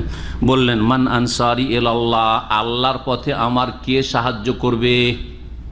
মান আনসারি ইলাল্লাহ, আল্লাহর পথে আমার সাহায্যকারী কে আছো তোমরা? অর্থাৎ যদি হামলা করে আসে ইহুদিরা, তোমরা আমার পাশে দাঁড়াবে কিনা আল্লাহর দিনকে রক্ষা করার জন্য? একজন নবীকে বাঁচানো, একজন রসুলকে বাঁচানো, তার মানে আল্লাহর দিনকে বাঁচানো, ঠিক কিনা? এটা এই নয় যে গায়রুল্লাহর কাছে সাহায্য চাওয়া। আল্লাহ হেফাজতকারী, কিন্তু পাশে সহযোগী লাগবে না? লাগবে না? লাগবে।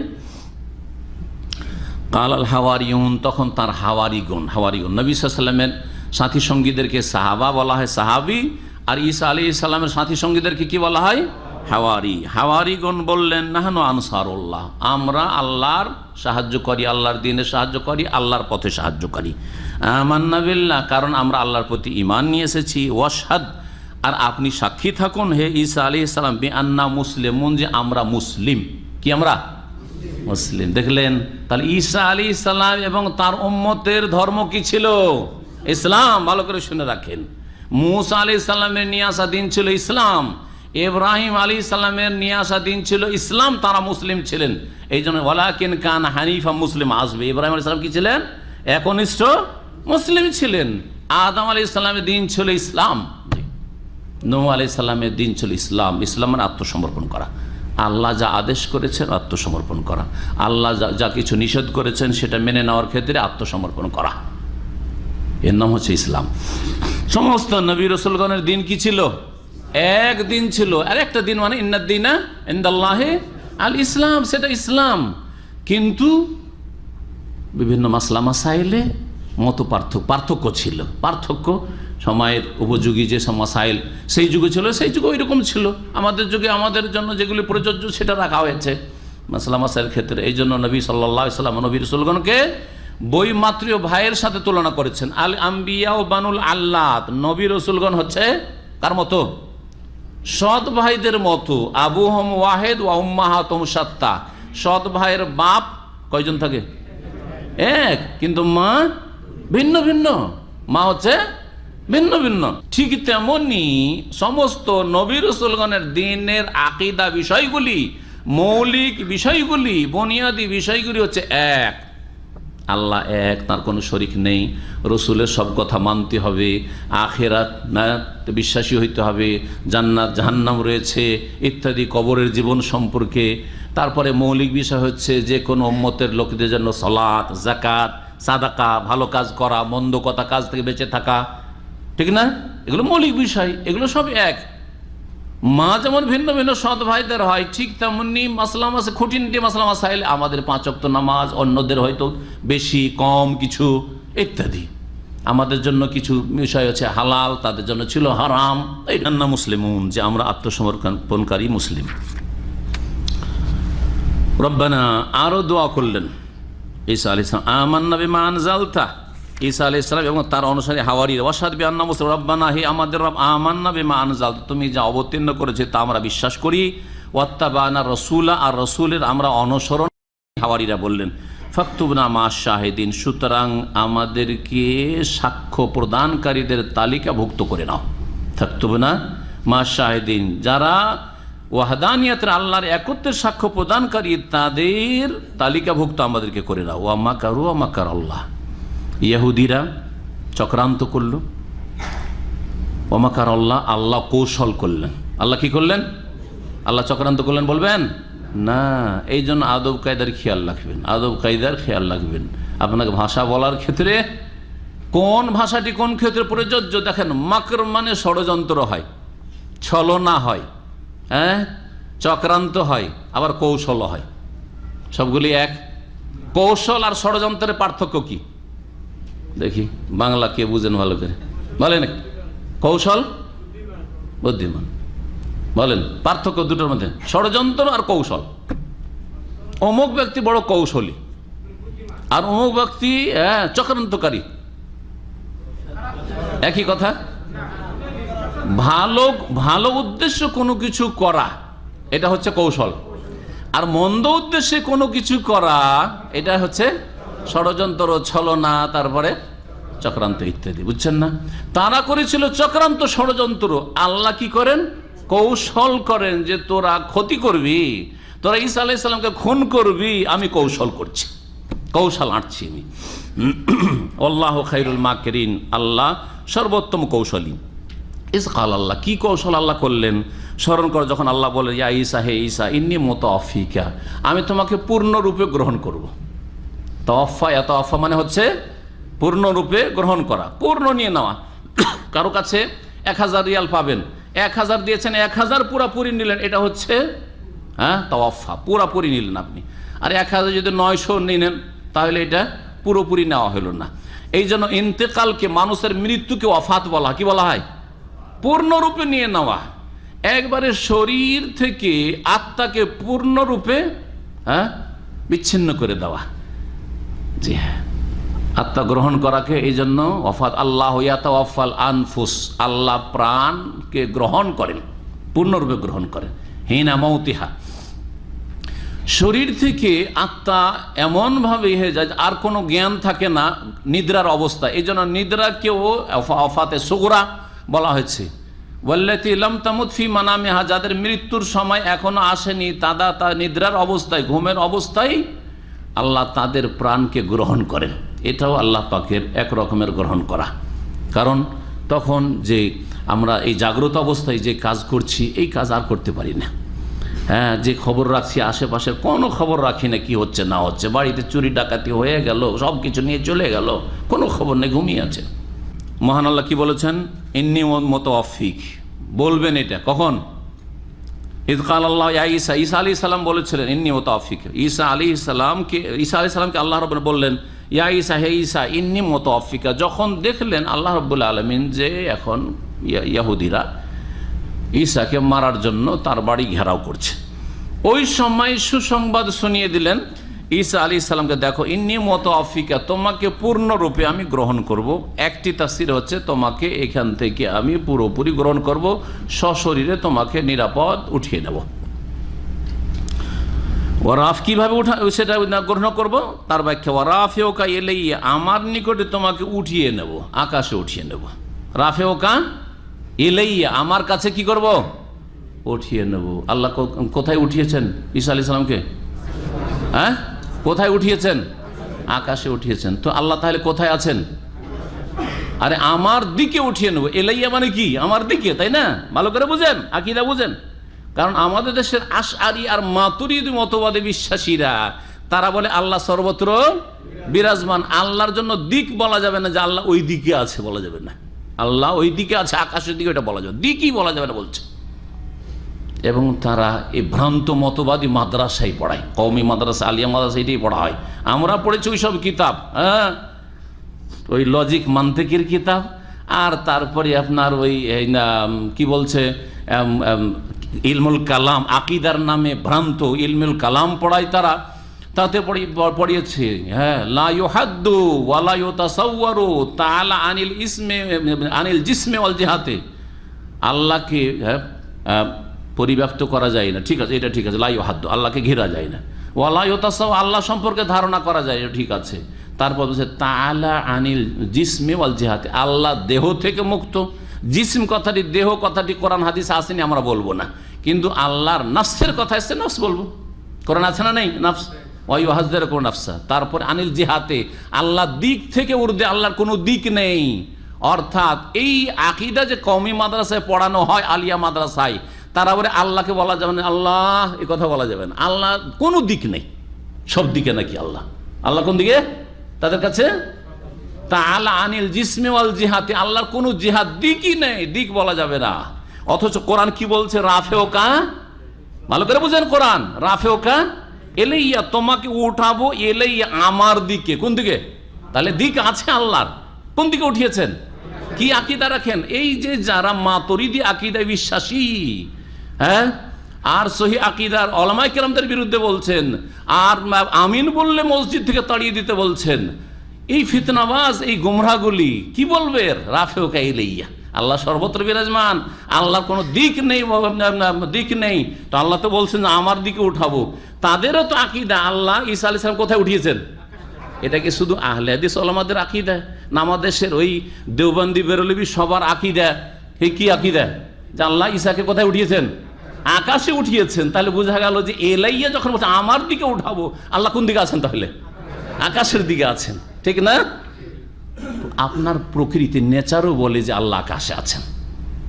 আপনার প্রকৃতি, মন, আপনি মুখে বলেন আর না বলেন, মুখে গুমরা হয়ে গেছেন, কিন্তু আপনার মন বলে যে আল্লাহ আকাশে আছেন। যখন আমরা দোয়া করি, কেউ আপনাকে মারছে, দেখেছেন না এরকম দৃশ্য?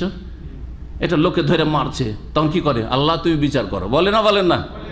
ও জাহেলও জানছে আল্লাহ উপরে আছে, আল্লাহ তুমি বিচার করো, বলে কেন? আল্লাহ তুমি বিচার করো, সব দিকেই তো আছো তুমি।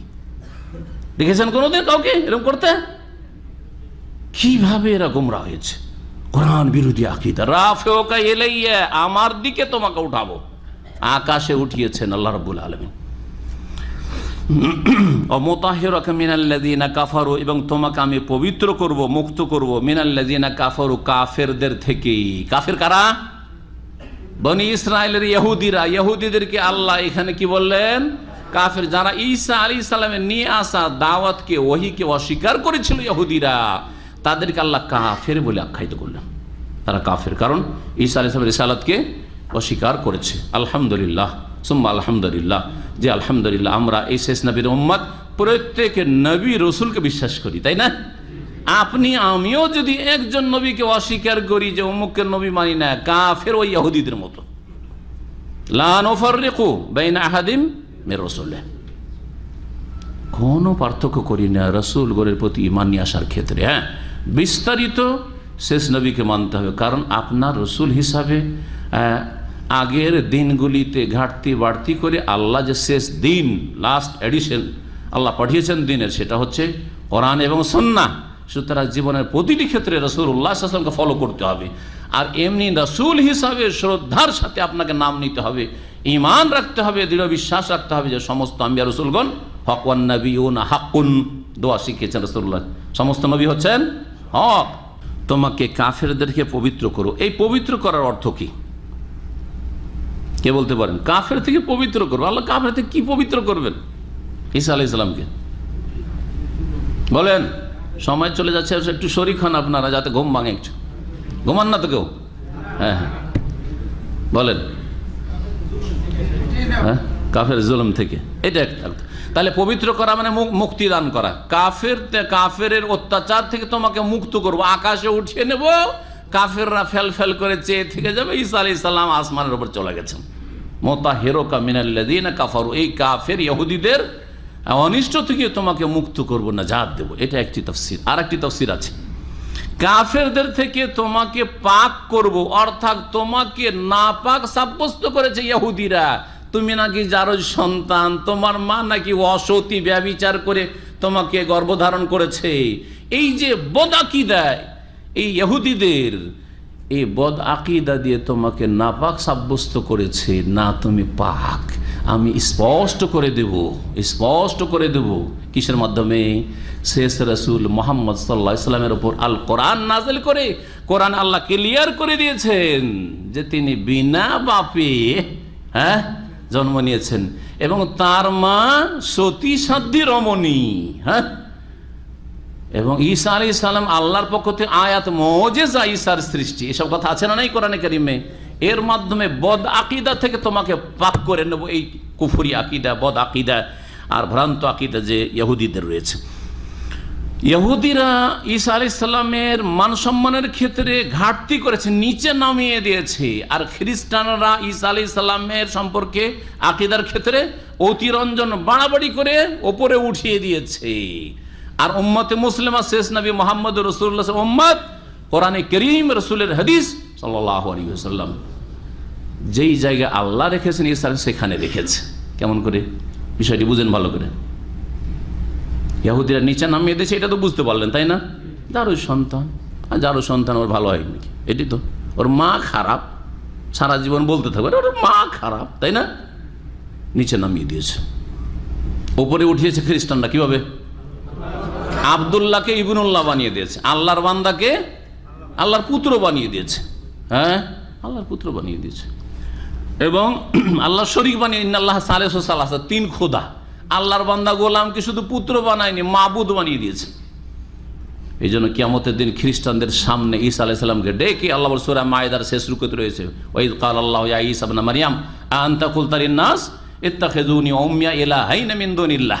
তুমি এই খ্রিস্টানগুলোকে বলেছিলে যে ইত্তাখিযুনি ওয়া উম্মিয়া, আমাকে আর আমার মাকে দুই ইলাহ, উপাস্য সাব্যস্ত করিও, মিন দুনিয়া, আল্লাহ ছাড়া। আল্লাহ এক, আর ওর ঈসা আলাইহিস সালাম, মা আর ঈসা, তিন খোদা, তিন এলাহ, তিন উপাস্যর শিক্ষা দিয়েছিলে, তৃত্ববাদের ধর্ম দিয়ে এসেছিলে খ্রিস্টানদেরকে। লাঞ্ছিত অপদস্থ করার জন্য খ্রিস্টানদেরকে আল্লাহ রাব্বুল আলামিন সেই কিয়ামতের মাঠে ডেকে নিয়ে আসবেন ঈসা আলাইহিস সালাম। ঈসা আলাইহিস সালাম সম্পর্ক ছিন্ন করার ঘোষণা করবেন, আল্লাহ আমি এসব জানি না যে কি করেছে। ফালাম্মা তাওয়াফাইতানি কুনতা আনতার রাকিব আলী, যতদিন বেঁচে ছিলাম কুনতু আলাইহিম শাহিদাম মা দুমতু ফীহিম, যতদিন বেঁচে ছিলাম আমি তো জানি। হ্যাঁ, ততদিন তাদেরকে সহি শিক্ষাই দিয়েছি, কিন্তু আমার ইন্তেকাল, আমার ওপরে উঠিয়ে না। এখানে ফালামা তওয়াফাইতানি মানে এটা মনে রাখতে, তওয়াফা মানে এখানে তুমি যখন আমাকে গ্রহণ করেছো, মানে আকাশে উঠিয়ে নিয়েছো, কুনতা আনতা রাকিবা, তুমি জানো, তুমি পর্যবেক্ষক, আমি খবর রাখি না যে কি হয়েছে না হয়েছে। তাহলে বুঝা গেল ঈসা আলাইহিস সালাম আসমানের উপর থেকে খবর রাখেন না যে ঈসা আলাইহিস সালামের নামে, তার ধর্মের নামে তারা তৃত্ববাদের মুশরিক হয়ে গেছে, তৃত্ববাদে বিশ্বাসী মুশরিক। আল্লাহ রাব্বুল আলামিন যে কাফেরদের থেকে তোমাকে পাক করব, পবিত্র করব, তাহলে দুটো অর্থ তার হয়ে গেল, ওয়াজাইলুল লাযিনা তাবাউকা ফাওকাল লাযিনা কাফারু ইলা ইয়াউমিল কিয়ামা, এবং তোমার অনুসারীদেরকে কিয়ামত পর্যন্ত কাফেরদের ওপর শ্রেষ্ঠত্ব দান করব, নেতৃত্ব দান করব। এইটুকু অংশের ভালো করে তাফসীর শুনেন, কারণ এখানে অনেক মুসলিম আজকাল কিছু জেনারেল শিক্ষিত লোক বিভ্রান্ত হয়েছে, বরং কাফের হয়ে গেছে। মুসলিম দুনিয়া শিক্ষা শিক্ষিত এই আয়াত তাদেরকে গুমরাহ করেছে, এই আয়াতের মাধ্যমে গুমরাহ হয়েছে। ইয়াহদি বিহি কাসীরা ওয়া ইউদিল্লু বিহি কাসীরা ওয়া ইয়াহদি বিহি কাসীরা। কোরআন দিয়ে বহু লোক হেদায়েত পাবে, আর কোরআন দিয়ে বহু লোক পথভ্রষ্ট হবে। কোরআনকে অস্বীকার করবে, কোরআনের অপব্যাখ্যা করবে, কোরআনের ভুল ব্যাখ্যা বুঝবে, গুমরাহ হবে। আর কোরআনে কারীমে রাসূলুল্লাহ সাল্লাল্লাহু আলাইহি ওয়াসাল্লাম সাহাবায়ে কেরাম যেভাবে তাফসীর করেছেন, সেভাবে যারা বুঝবে আর আমল করে তারা হেদায়েত পাবে। ওয়ালা ইয়াজিদুয যালিমিনা ইল্লা খাসারা, কোরআন দিয়ে জালেমরা আরো বেশি ক্ষতিগ্রস্ত হবে। কিন্তু মুমিনদের জন্য কি রয়েছে তাতে? শিফা ওয়া রাহমাতুল লিল মুমিনিন, মুমিনদের জন্য তাতে আরোগ্য রয়েছে সমস্ত রোগের। তার মধ্যে একটি হচ্ছে পাপের রোগ, পাপের রোগ, অন্তরের মারুজুস শাহওয়াত, কুপ্রবৃত্তির রোগ, অথবা মারুজুস শুবহাত, সংশয়ের রোগ, সমস্ত থেকে মুক্ত হবে। এমনকি শারীরিক, দৈহিক, মানসিক রোগেরও মুক্তি রয়েছে কোরআনে কারীমে। মহান আল্লাহ কি বলছেন? যে তোমার অনুসারীদেরকে কিয়ামত পর্যন্ত যারা কাফের তাদের ওপর শ্রেষ্ঠত্ব দান করব, নেতৃত্ব দান করব, তোমার অনুসারীদেরকে। এখন প্রশ্ন হচ্ছে, ঈসা আলাইহিস সালাম অনুসারী কারা? এটা কি এক শ্রেণীর মূর্খ শিক্ষিত, মানে কোরআনে ভাত ইসলামের জ্ঞান রাখে না, কিন্তু দুনিয়ার শিক্ষা কিছু শিক্ষিত হয়েছে। কি বুঝে জানেন? বলছে বর্তমান যান্ত্রিক সভ্যতার যুগে দেখেন সারা পৃথিবীতে আসল রাজত্ব হচ্ছে খ্রিস্টানদের। দেখেন, জাইলুল্লাযিনা তাবাউকা, তোমার অনুসারীদেরকে কি করব? কাফেরদের ওপর কি করব? শ্রেষ্ঠত্ব দান করব। এই যে বর্তমান যুগের নেতৃত্ব খ্রিস্টানদের, এটা এই আয়াত দিয়ে প্রমাণিত হয়। তার মানে খ্রিস্টান নাকি হকে আছে। আউযুবিল্লাহ, এটা একটা কুফরিয়া কথা। এই আয়াতকে ভুল বুঝার কারণে কোথা থেকে কোথায় কোন কুফরিতে চলে গেল, যে খ্রিস্টানদেরকে অনুসারী বানালো কার? ঈসা আলাইহিস সালামের। বলেন, ঈসা আলাইহিস সালাম তাওহীদ, আল্লাহর একত্ব নিয়ে এসেছেন না ত্রিত্ব নিয়ে এসেছেন? একত্ব নিয়ে এসেছেন। আর বর্তমান খ্রিস্টানরা সবাই ত্রিত্ববাদী বিশ্বাসী, ঠিক না? আর অধিকাংশ তাদের নাস্তিক। কিন্তু আরো ভালো করে শুনেন, অধিকাংশই তারা বস্তুবাদী নাস্তিক। তারা ধর্মনিরপেক্ষতা বিশ্বাসী না হয় বস্তুবাদে বিশ্বাসী। ধর্মকর্ম কিছু নেই, নামে মাত্র শুধু একটা নাম আছে যে আমরা জন্মসূত্রে খ্রিস্টান, ব্যাস। হয় এইভাবে তারা কাফের হয়েছে, আর না হইলে একত্বকে তৃত্ববাদে রূপান্তরিত করে তিন খোদায় বিশ্বাসী হয়ে তারা কাফের মুশরিক হয়েছে। তাহলে তারা ঈসা আলাইহিস সালাম অনুসারী কি করে হয়? বুঝছেন না? বুঝছেন না? বর্তমান খ্রিস্টানরা ঈসা আলাইহিস সালাম অনুসারী কি? অনুসারী নাই। যদি এই সংশয়, এই 300 বছরের খ্রিস্টানদের উত্থান যদি প্রতারিত করে জেনারেল শিক্ষিত কিছু গোমরাহ লোকদেরকে, তাহলে 1400 বছর ইতিহাসে 300 বছরের আগে 1000 থেকে 1100 বছর নবী মুহাম্মদ রাসূলুল্লাহ সাল্লাল্লাহু আলাইহি ওয়াসাল্লামের উম্মত, শেষ উম্মত পৃথিবীর নেতৃত্ব দিয়েছে। এটাকে কি বলবে? এটা কি বলবে? যখন আসলে ইসলাম পালন করেছে মুসলিম জাতি, তখন তাদেরকে 1000 বছর নেতৃত্ব আল্লাহ দান করেছেন। দিয়েছেন না? দেন নেই? ওসমানী খেলাফত, মোগলদের ইসলামী খেলাফত, এত বড় বিশাল ভারতবর্ষে, ঠিক না? ছিল না? ছিল না? নেতৃত্ব কার হাতে ছিল? স্পেনে মুসলিম খেলাফত মুসলিমদের হাতে ছিল না? ছিল না? সব তো মুসলিমদের হাতে। আরও শুনে রাখেন মজার কথা, আজকাল প্রতারিত মুসলিমরা, আরে ইংলিশ না শিখলে, ইংলিশ শেখার প্রয়োজন আছে, কিন্তু এমন আপনি হীনমন্যতায় ভুগিয়েন না যে আরবির আপনার কাছে কোনো মূল্য নেই, আর ইংলিশ শিখলে আপনি একবারে হিরো হয়ে গেলেন। না, কখনো না। আপনার দিন ইসলাম শিখুন, আরবি শিখুন, কোরআনের ভাষা শিখুন, তারপরে ইংলিশ শিখুন। 1000 বছর ধরে যে কথা শোনাতে চাইছি, 1000 বছর ধরে ইন্টারন্যাশনাল ভাষা আরবি ছিল। সারা পৃথিবীতে আন্তর্জাতিক ভাষা কি ছিল? আরবি ছিল। ইংরেজরা যখন সারা পৃথিবী ব্রিটিশরা দখল করলো, তারপরে মানুষ ইংলিশে প্রভাবিত হইল, না হলে ইংলিশে ল্যাটিন ভাষা কেউ জানতো না। এই আরবদের কাছে স্পেনে খ্রিস্টানদের ছেলেরা লেখাপড়া করার জন্য জামে কর্তোবা ইউনিভার্সিটিতে আসতো, কর্তোবা ইউনিভার্সিটি যেটা বলা হচ্ছে, সেখানে আসতো। মুসলিমদের কাছে শিক্ষা ছিল। এই বাগদাদে ছিল ইসলামী শিক্ষা, সেখানে শিক্ষার জন্য এই গैर মুসলিম খ্রিস্টানরা শিক্ষার জন্য আসতো, তারা আরবি শিখত, আরবি ইন্টারন্যাশনাল ভাষা ছিল। তাহলে এই আয়াতের তারা ভুল ব্যাখ্যা বোঝার কারণে কিভাবে গোমরা হয়েছে। সঠিক ব্যাখ্যা শোনেন। এর কি আল্লাহ যে বলছেন যে ঈসা আলাইহিস সালাম অনুসারীদেরকে কাফেরদের ওপর শ্রেষ্ঠত্ব দান করবেন, এর একটি ব্যাখ্যা শুনুন, দুটো শোনাবো। একটি ব্যাখ্যা হচ্ছে যে ঈসা আলাইহিস সালাম অনুসারী মানে যারা দাবিদার অনুসারী, সত্যিকার অনুসারী বাদ দেন। যেমন আমাদের মুসলিম জাতিতে 73 ফিরকা হয়েছে না হয়নি? নবী সাল্লাল্লাহু বলেছেন 72 ফিরকা কিন্তু অরিজিনাল অনুসারী না, একটা দল শুধু আসল অনুসারী, ঠিক কিনা?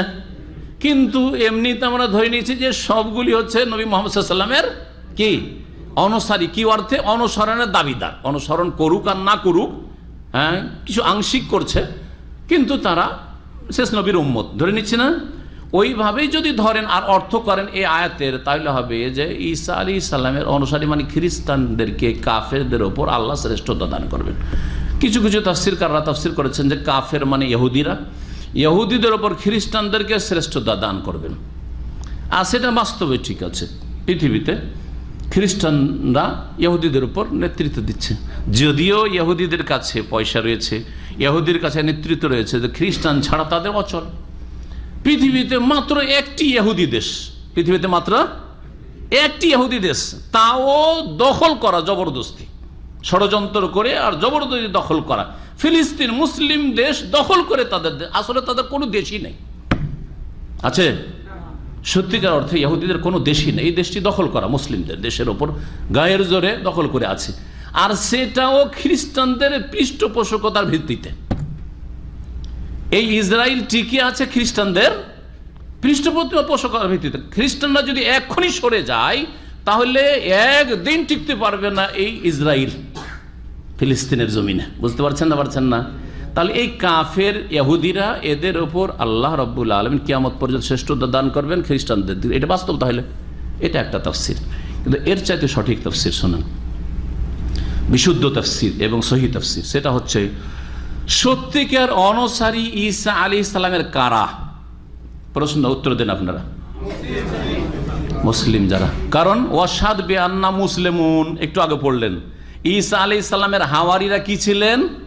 মুসলিম, আর আমরা হচ্ছি মুসলিম। ঈসা আলাইহিস সালামের দ্বীনের মূলনীতি ছিল তৌহিদ, আর পৃথিবীতে একমাত্র দ্বীনে ইসলামের অনুসারী মুসলিমদের মধ্যেই তৌহিদের বাকিয়া আছে, কোন জাতির মধ্যে তৌহিদ নেই। আছে না? ইহুদিদের কাছে তৌহিদ আছে না খ্রিস্টানদের কাছে তৌহিদ আছে? ইহুদিরা ওজাইরকে আল্লাহর পুত্র বলে মুশরিক কাফের হয়েছে, ওয়াকালাতিল ইয়াহুদ উযাইর ইবনুল্লাহ ওয়াকালাতিন নাসারা আল মাসীহ ইবনুল্লাহ, এরা কাফের মুশরিক হয়েছে। একমাত্র মুসলিমদের মধ্যেই তৌহিদের কিছু অবশিষ্ট আছে, অধিকাংশ লোক মুশরিক থাকবে, তারপরে আলহামদুলিল্লাহ তৌহিদ কায়েম আছে। আছে না নেই? সৌদি আরবে দেখেন তৌহিদ আছে কিনা, না এখানে দুর্গা আছে না দরগা আছে, আল্লাহ ছাড়া অন্যকে সেজদা করে, তৌহিদ আছে না নেই? তৌহিদের রুবুবিয়াত আছে, তৌহিদুল আসমা সিফাত আছে, তৌহিদে উলুহিয়াত আছে, ইবাদত একমাত্র আল্লাহর জন্য কায়েম আছে। তো সত্যিকার অনুসারী ঈসা আলাইহিস সালামের কারা? তাহলে মুসলিমরা। আল্লাহ বলছেন মুসলিমদেরকে, আর বাকিরা তাহলে কি? বাকিরা কি? ইহুদি, খ্রিস্টান, তাহলে বুদ্ধিস্ট, হিন্দু, সব হচ্ছে কাফের, নাস্তিক, কাফের, সব কাফের। কাফেরদের ওপর কিয়ামত পর্যন্ত আল্লাহ ঈসা আলাইহিস সালামের সত্যিকার অনুসারীদেরকে নেতৃত্ব দান করবেন, শ্রেষ্ঠত্ব দান করবেন। বোঝা গেল না? আয়াতের তাফসীর। এখন প্রশ্ন ওঠে, আমরাই তো মার খাচ্ছি, মারছে কাফেররা আর মার খাচ্ছি আমরা, গোলামি করছি আমরা, তাহলে কোথায় আল্লাহ আমাদেরকে ফাওকা বলেছেন? ওপরে, আমরা তো নিচে, ঠিক না? নিচে কেন? এর উত্তর দিতে হবে আপনাদেরকে। হ্যাঁ, আল্লাহর দিন থেকে সরে যাওয়ার কারণেই মুসলিম জাতি আল্লাহর দিন থেকে অনেক দূরে সরে গেছে। যখন দ্বীনি শক্তি, ইমানি শক্তি হারিয়ে ফেলেছে মুসলিমরা, তাহলে আমাদের কাছে ইমানি শক্তি নেই। যে শক্তি প্রয়োজন নেতৃত্বের জন্য, ইমানি শক্তি, ওই ইমানি শক্তি নেই আমাদের কাছে। রাষ্ট্রীয় ক্ষেত্রে ইমানি শক্তি আমাদের নেই, বুঝা গেছে? আদালতের ক্ষেত্রে ইসলামী শক্তি নেই, ওদের তৈরি করা মতবাদ দিয়ে চলছে। এমনকি নামাজের ক্ষেত্রে ইমানি শক্তি নেই, অধিকাংশ বেনামাজি, শতকরা 95 জন বেনামাজি আছে। তাহলে ইমানি শক্তি ব্যক্তি পর্যায়েও নেই, পারিবারিক ক্ষেত্রেও নেই, সামাজিক ক্ষেত্রেও নেই, অর্থনীতিতেও নেই, রাষ্ট্রনীতিতে নেই। আমাদের মুসলিম সমাজে বর্তমান যে পরিস্থিতি, আজকে 300-400 বছর থেকে, যখন থেকে আমরা জলিল লাঞ্ছিত হয়েছি, আমরা ইমানি শক্তি হারিয়ে ফেলেছি। বুঝছেন না? ইমানি শক্তি আমরা হারিয়ে ফেলেছি। তাহলে আছে কি আমাদের কাছে? সামান্য কিছু পার্থিব শক্তি, কিছু অস্ত্র, তাও কিনতে হয় ওদের কাছ থেকে, তাই না? আমরাও বানাইতে পারি না কিছু। একটা এরোপ্লেন কোনো মুসলিম বানাইতে পারে না, মুসলিম দেশ বানাইতে পারে না, তাই না? এটা যুদ্ধ জাহাজ বানাইতে পারে না। তাহলে ওদের কাছ থেকে ধার করা কিছু পয়সা দিয়ে কেনাকাটা করে আমাদের কাছে সামান্য কিছু অস্ত্র আছে, পার্থিব শক্তি। আর ওদের কাছে, ইহুদি নাসারাদের কাছে পার্থিব শক্তি আছে না নেই? আমাদের চাইতে বেশি আছে না কম আছে? বেশি আছে। ওদের কাছে পার্থিব শক্তি আছে আমাদের চাইতে অনেক শক্তিশালী, আমাদের কাছে অল্প। এখন আমাদের লড়াই চলছে পার্থিব শক্তি দিয়ে, আমাদেরও পার্থিব শক্তি, ওদেরও পার্থিব শক্তি। পার্থিব শক্তিতে লড়াই হলে দুই দিক থেকে আল্লাহর সুন্নাতুল্লাহ, নীতিমালা হচ্ছে যার কাছে বেশি শক্তি আছে কি করবে? সে জিতবে, সে নেতৃত্ব দেবে, ঠিক না?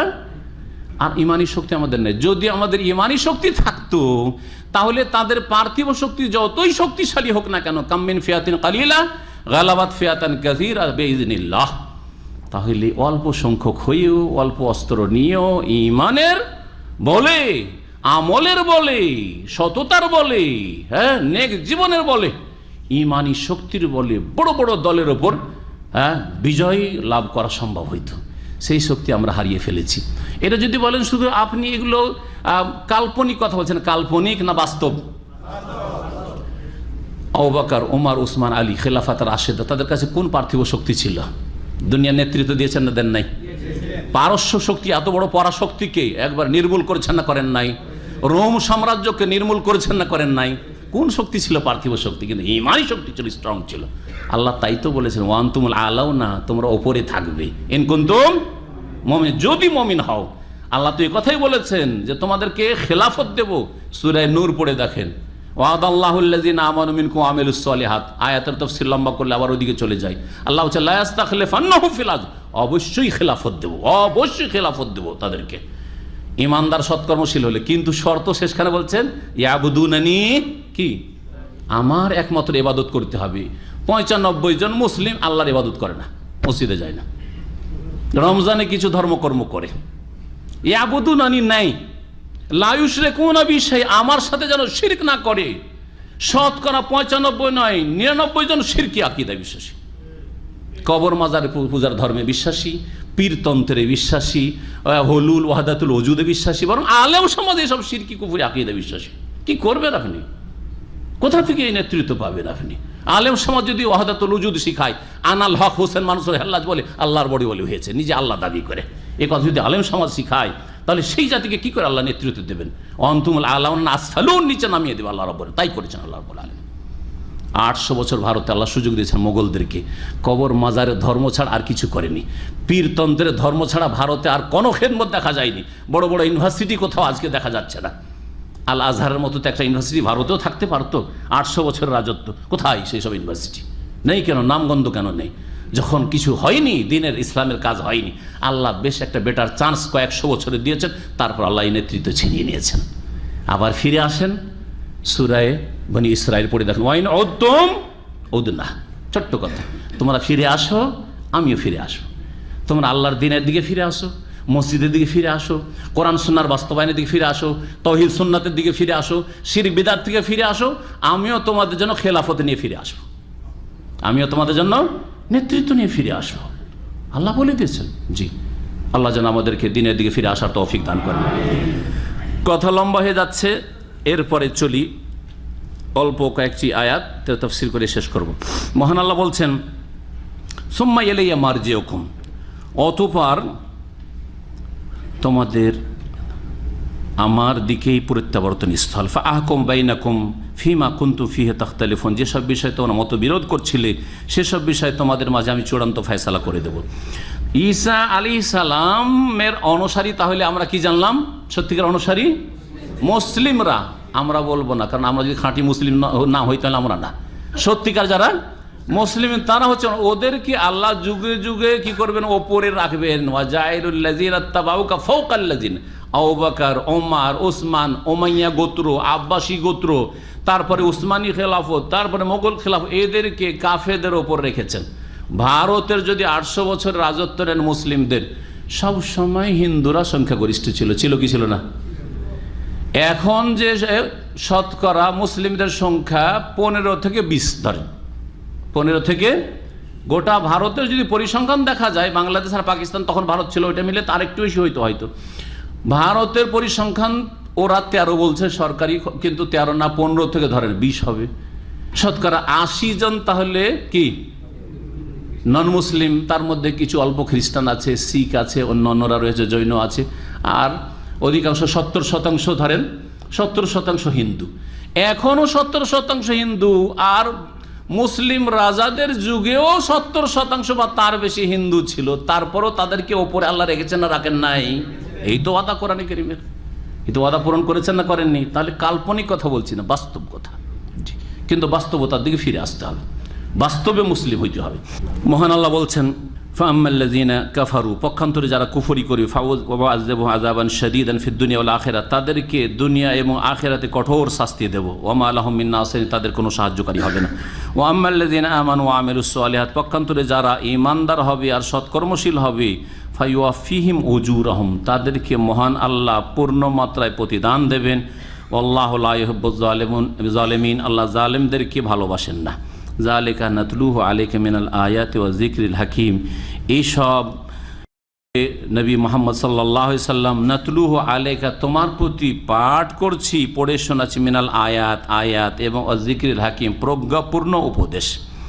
ইন্না মাসালা ঈসা ইনদাল্লাহি কামাসালি আদম খালাকাহু মিন তুরাব, নবী মুহাম্মদ রাসূলুল্লাহ সাল্লাল্লাহু আলাইহি সাল্লামের কাছে হুদায়বিয়ার সন্ধির পরে নাজরান থেকে খ্রিস্টানদের একটি দল এসেছিল, প্রতিনিধি, নবী সাল্লাল্লাহু আলাইহি ওয়াসাল্লামের সাথে ইসলাম সম্পর্কে আলোচনা করার জন্য। আর আলোচনা করার পরে তারা ইসলাম কবুল করতে রাজি হয়নি। নবী করিম সাল্লাল্লাহু আলাইহি ওয়াসাল্লাম যখন দেখলেন যে এরা ইসলাম গ্রহণ করতে চায় না, তখন তাদের কাছে প্রস্তাব পেশ করলেন যে তাহলে মোবাহালা করো। ইসলামে মোবাহালা আছে। মোবাহালা মানে হক এবং বাতিলের মাঝে একটি ফয়সালার জন্য ব্যবস্থা। সেটা হচ্ছে প্রত্যেক দল, দুই দলের প্রত্যেক দল নিজের নিজের ওপর অভিশাপ দেবে, বদদোয়া করবে যে আমি যদি পথভ্রষ্ট হই বা ভুল পথে থাকি, তাহলে আমি বা আমরা ধ্বংস হয়ে যাব। রাসূলুল্লাহ সাল্লাল্লাহু আলাইহি ওয়াসাল্লাম নিজে এবং নিজের পরিবার এবং মুসলিমদেরকে নিয়ে বলবেন যে আমরা যদি ভুল পথে থাকি তাহলে আমরা ধ্বংস হয়ে যাব, আমাদের উপর লানত হবে। দুনিয়াতেই ক্ষতিগ্রস্ত, দুনিয়ার ক্ষেত্রে এটি, আখিরাতের কথা নয়। আর এরাও বলবে, নাজরানের খ্রিস্টানরাও বলবে যে আমরা যদি গোমরাহ পথভ্রষ্ট হই তো আমরা সকলে ধ্বংস হয়ে যাব। এ প্রস্তাব রাসূলুল্লাহ সাল্লাল্লাহু আলাইহি ওয়াসাল্লাম পেশ করলেন। তাদের মধ্যে বেশ কিছু পণ্ডিত ছিল খ্রিস্টান ধর্মের, তারা বলে যে নারী একে সত্য নবী মনে হচ্ছে, কিন্তু মানা যাবে না, মানা যাবে না। আর এর সাথে যখন সত্য নবী, তো এর সাথে মোবাহালা যদি করি, বদদুয়া নিজেদের ওপর দিই, তো আমরা সব ধ্বংস হয়ে যাব, আমাদের ছেলে মেয়ে সব ধ্বংস হয়ে যাবে, কিছুই বাঁচবে না। সুতরাং মোবাহালাতে তারা রাজি হলো না। নবী বললেন ঠিক আছে, মোবাহালা যখন করবে না তাহলে ইসলাম গ্রহণ করো। যখন সাহস হচ্ছে না, তার মানে তোমাদের মধ্যে দুর্বলতা, তোমরা ভুল পথে, আমি ঠিক পথে আছি, আমি শেষ রসুল হয়ে তোমাদের জন্য এসেছি, সুতরাং তোমরা ইসলাম কবুল করো। বলছে না, ইসলামও কবুল করবো না। দ্বিতীয়টাও বাদ গেল। তৃতীয়, তাহলে জিজিয়া দাও। যখন আরব জাজিরাতে উপদ্বীপে বসবাস করবে, তো এখানে জিজিয়া দিতে হবে, জিজিয়া দিতে হবে। আজকে মুসলিমরা কাফেরকে জিজিয়া দিচ্ছে, বুঝছেন না? মুসলিম দেশের টাকা পয়সা বাংলাদেশ থেকে নিয়ে গিয়ে ওই সুইস ব্যাংকে রেখে আসছে, জিজিয়া না, ওদেরকে রেখে আসছে, আর উঠাইতে পারে না কোনোদিন। কার নাকি একটা সাইনে পার্থক্য হয়ে গেছে, ও টাকা আর উঠাইতে পারছে না। আপনারা বেশি জানেন এগুলো গল্প, জানেন না? জানেন না? একজন জি করেছে মানে জানে কেউ। সুবহানাল্লাহ, আস্তাগফিরুল্লাহ ওয়া আতুবু ইলাইহি। মুসলিম জাতির অবস্থা। তো কি বলছিলাম? হ্যাঁ, কি বলছিলাম? হ্যাঁ, এই আয়াতে গিয়ে পৌঁছেছিল, আয়াত নম্বর 59। এখান থেকে আল্লাহ রাব্বুল আলামিন এই নাজরানের খ্রিস্টানদের ভ্রান্ত ধর্মের খণ্ডন করছেন। তারা জিজ্ঞাসা করেছিল, প্রশ্ন করেছেন নবী সাল্লাল্লাহু আলাইহি সাল্লামকে যে মুহাম্মদ তুমি আচ্ছা বলো তো যে ঈসা আলাইহিস সালাম তাদের আকীদা কি? খ্রিস্টানদের ঈসা আলাইহিস সালাম আল্লাহর পুত্র, আল্লাহর পুত্র। তার মানে ঈসা আলাইহিস সালামকে আল্লাহ রাব্বুল আলামিন তার অসাধারণ ক্ষমতায় সৃষ্টি করেছেন, আল্লাহর তিনি বান্দা, এটা বিশ্বাস করে না খ্রিস্টান, এটি তো। তারা বলল তাহলে ঈসা আলাইহিস সালাম যদি আল্লাহর পুত্র না হয় তাহলে বিনা বাপে কি করে সৃষ্টি হলো? বিনা বাপে কি করে সৃষ্টি হতে পারে? ঈসা আলাইহিস সালাম মা মারিয়াম, মেরি তাদের ভাষায়, খ্রিস্টানদের ভাষায়, আর বাপ হচ্ছেন আল্লাহ, বাপ হচ্ছেন, আর এটা খ্রিস্টান ধর্ম, বাপ হচ্ছে কে? আব হচ্ছে আল্লাহ, আর ইবন হচ্ছে ঈসা আলাইহিস সালাম। এটা হচ্ছে তাদের আকীদা। তো তুমি যে বলছো যে ঈসা আলাইহিস সালাম আল্লাহর পুত্র না, তো বাপ কোথায়? বাপ তো নাই, তাহলে কিভাবে পয়দা হবে? তারা যে এটা মুজিজা, এটা অস্বীকার করতো, মানতো না বা মানেও না খ্রিস্টানরা বর্তমানে এখনো। এর জবাবে আল্লাহ রাব্বুল এই আয়াত নাজিল করলেন যে দেখো ঈসার সৃষ্টিটা আদম আলাইহিস সালামের সৃষ্টির মতো। তো আদমের সৃষ্টি মানো কি মানো না? এখন যদি খ্রিস্টানদেরকে জিজ্ঞেস করেন, তারাও আদম বলে, আদম জানে। ইহুদিরাও আদমকে জানে যে প্রথম মানুষ হচ্ছে আদম, তাই না? তারা আপনার এই খ্রিস্টান কি বলছে, নাস্তিকদের মতো বিশ্বাস করে না যে মানুষ কি হয়েছে, ডারউইন থিওরি বিশ্বাস করে যে মানুষ ধীরে ধীরে লেজওয়ালা সব ছিল, হনুমান ছিল বা সিম্পাঞ্জি ছিল, তারপর তখন লেজ খসে পড়েছে, তারপর মানুষ হয়েছে, এইসব আকীদা বিশ্বাস করে না। তারাও বিশ্বাস করে যে আমরা হচ্ছি বনু আদম সন্তান। তো আদমকে আল্লাহ কিভাবে পয়দা করলেন? নবী সাল্লাল্লাহু আলাইহি ওয়াসাল্লাম কোরআনে আল্লাহ শিখিয়ে দিলেন নবীকে যে বলো এই খ্রিস্টানদেরকে যে আদম কিভাবে পয়দা হইল। আদমের বাপকে, হ্যাঁ, আদমের মাকে, বাপও নেই মাও নেই, তাহলে কি বলে আদম আল্লাহর পুত্র বলবে? আদমকে আল্লাহর ইবনুল্লাহ নাকি? না, তোমরাও তো বলো না যে আদম আল্লাহর পুত্র।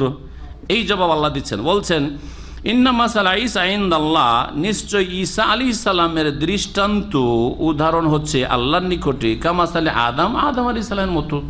খালাকাহু মিন তুরাব, আদম আলাইহিস সালামকে আল্লাহ মাটি দিয়ে সৃষ্টি করলেন, মাটি দিয়ে তার গঠন আকৃতি তৈরি করলেন। সুম্মা কালা লাহু, তারপরে তার উদ্দেশ্যে বললেন কুন, তুমি একজন মানুষ রূপে হয়ে যাও, মানে রূহ দিয়ে দিলেন। ফায়াকুন, তখন সে মানুষ রূপে দাঁড়িয়ে গেল, বসলো, দাঁড়াইলো, চলাফেরা করছে মানুষ।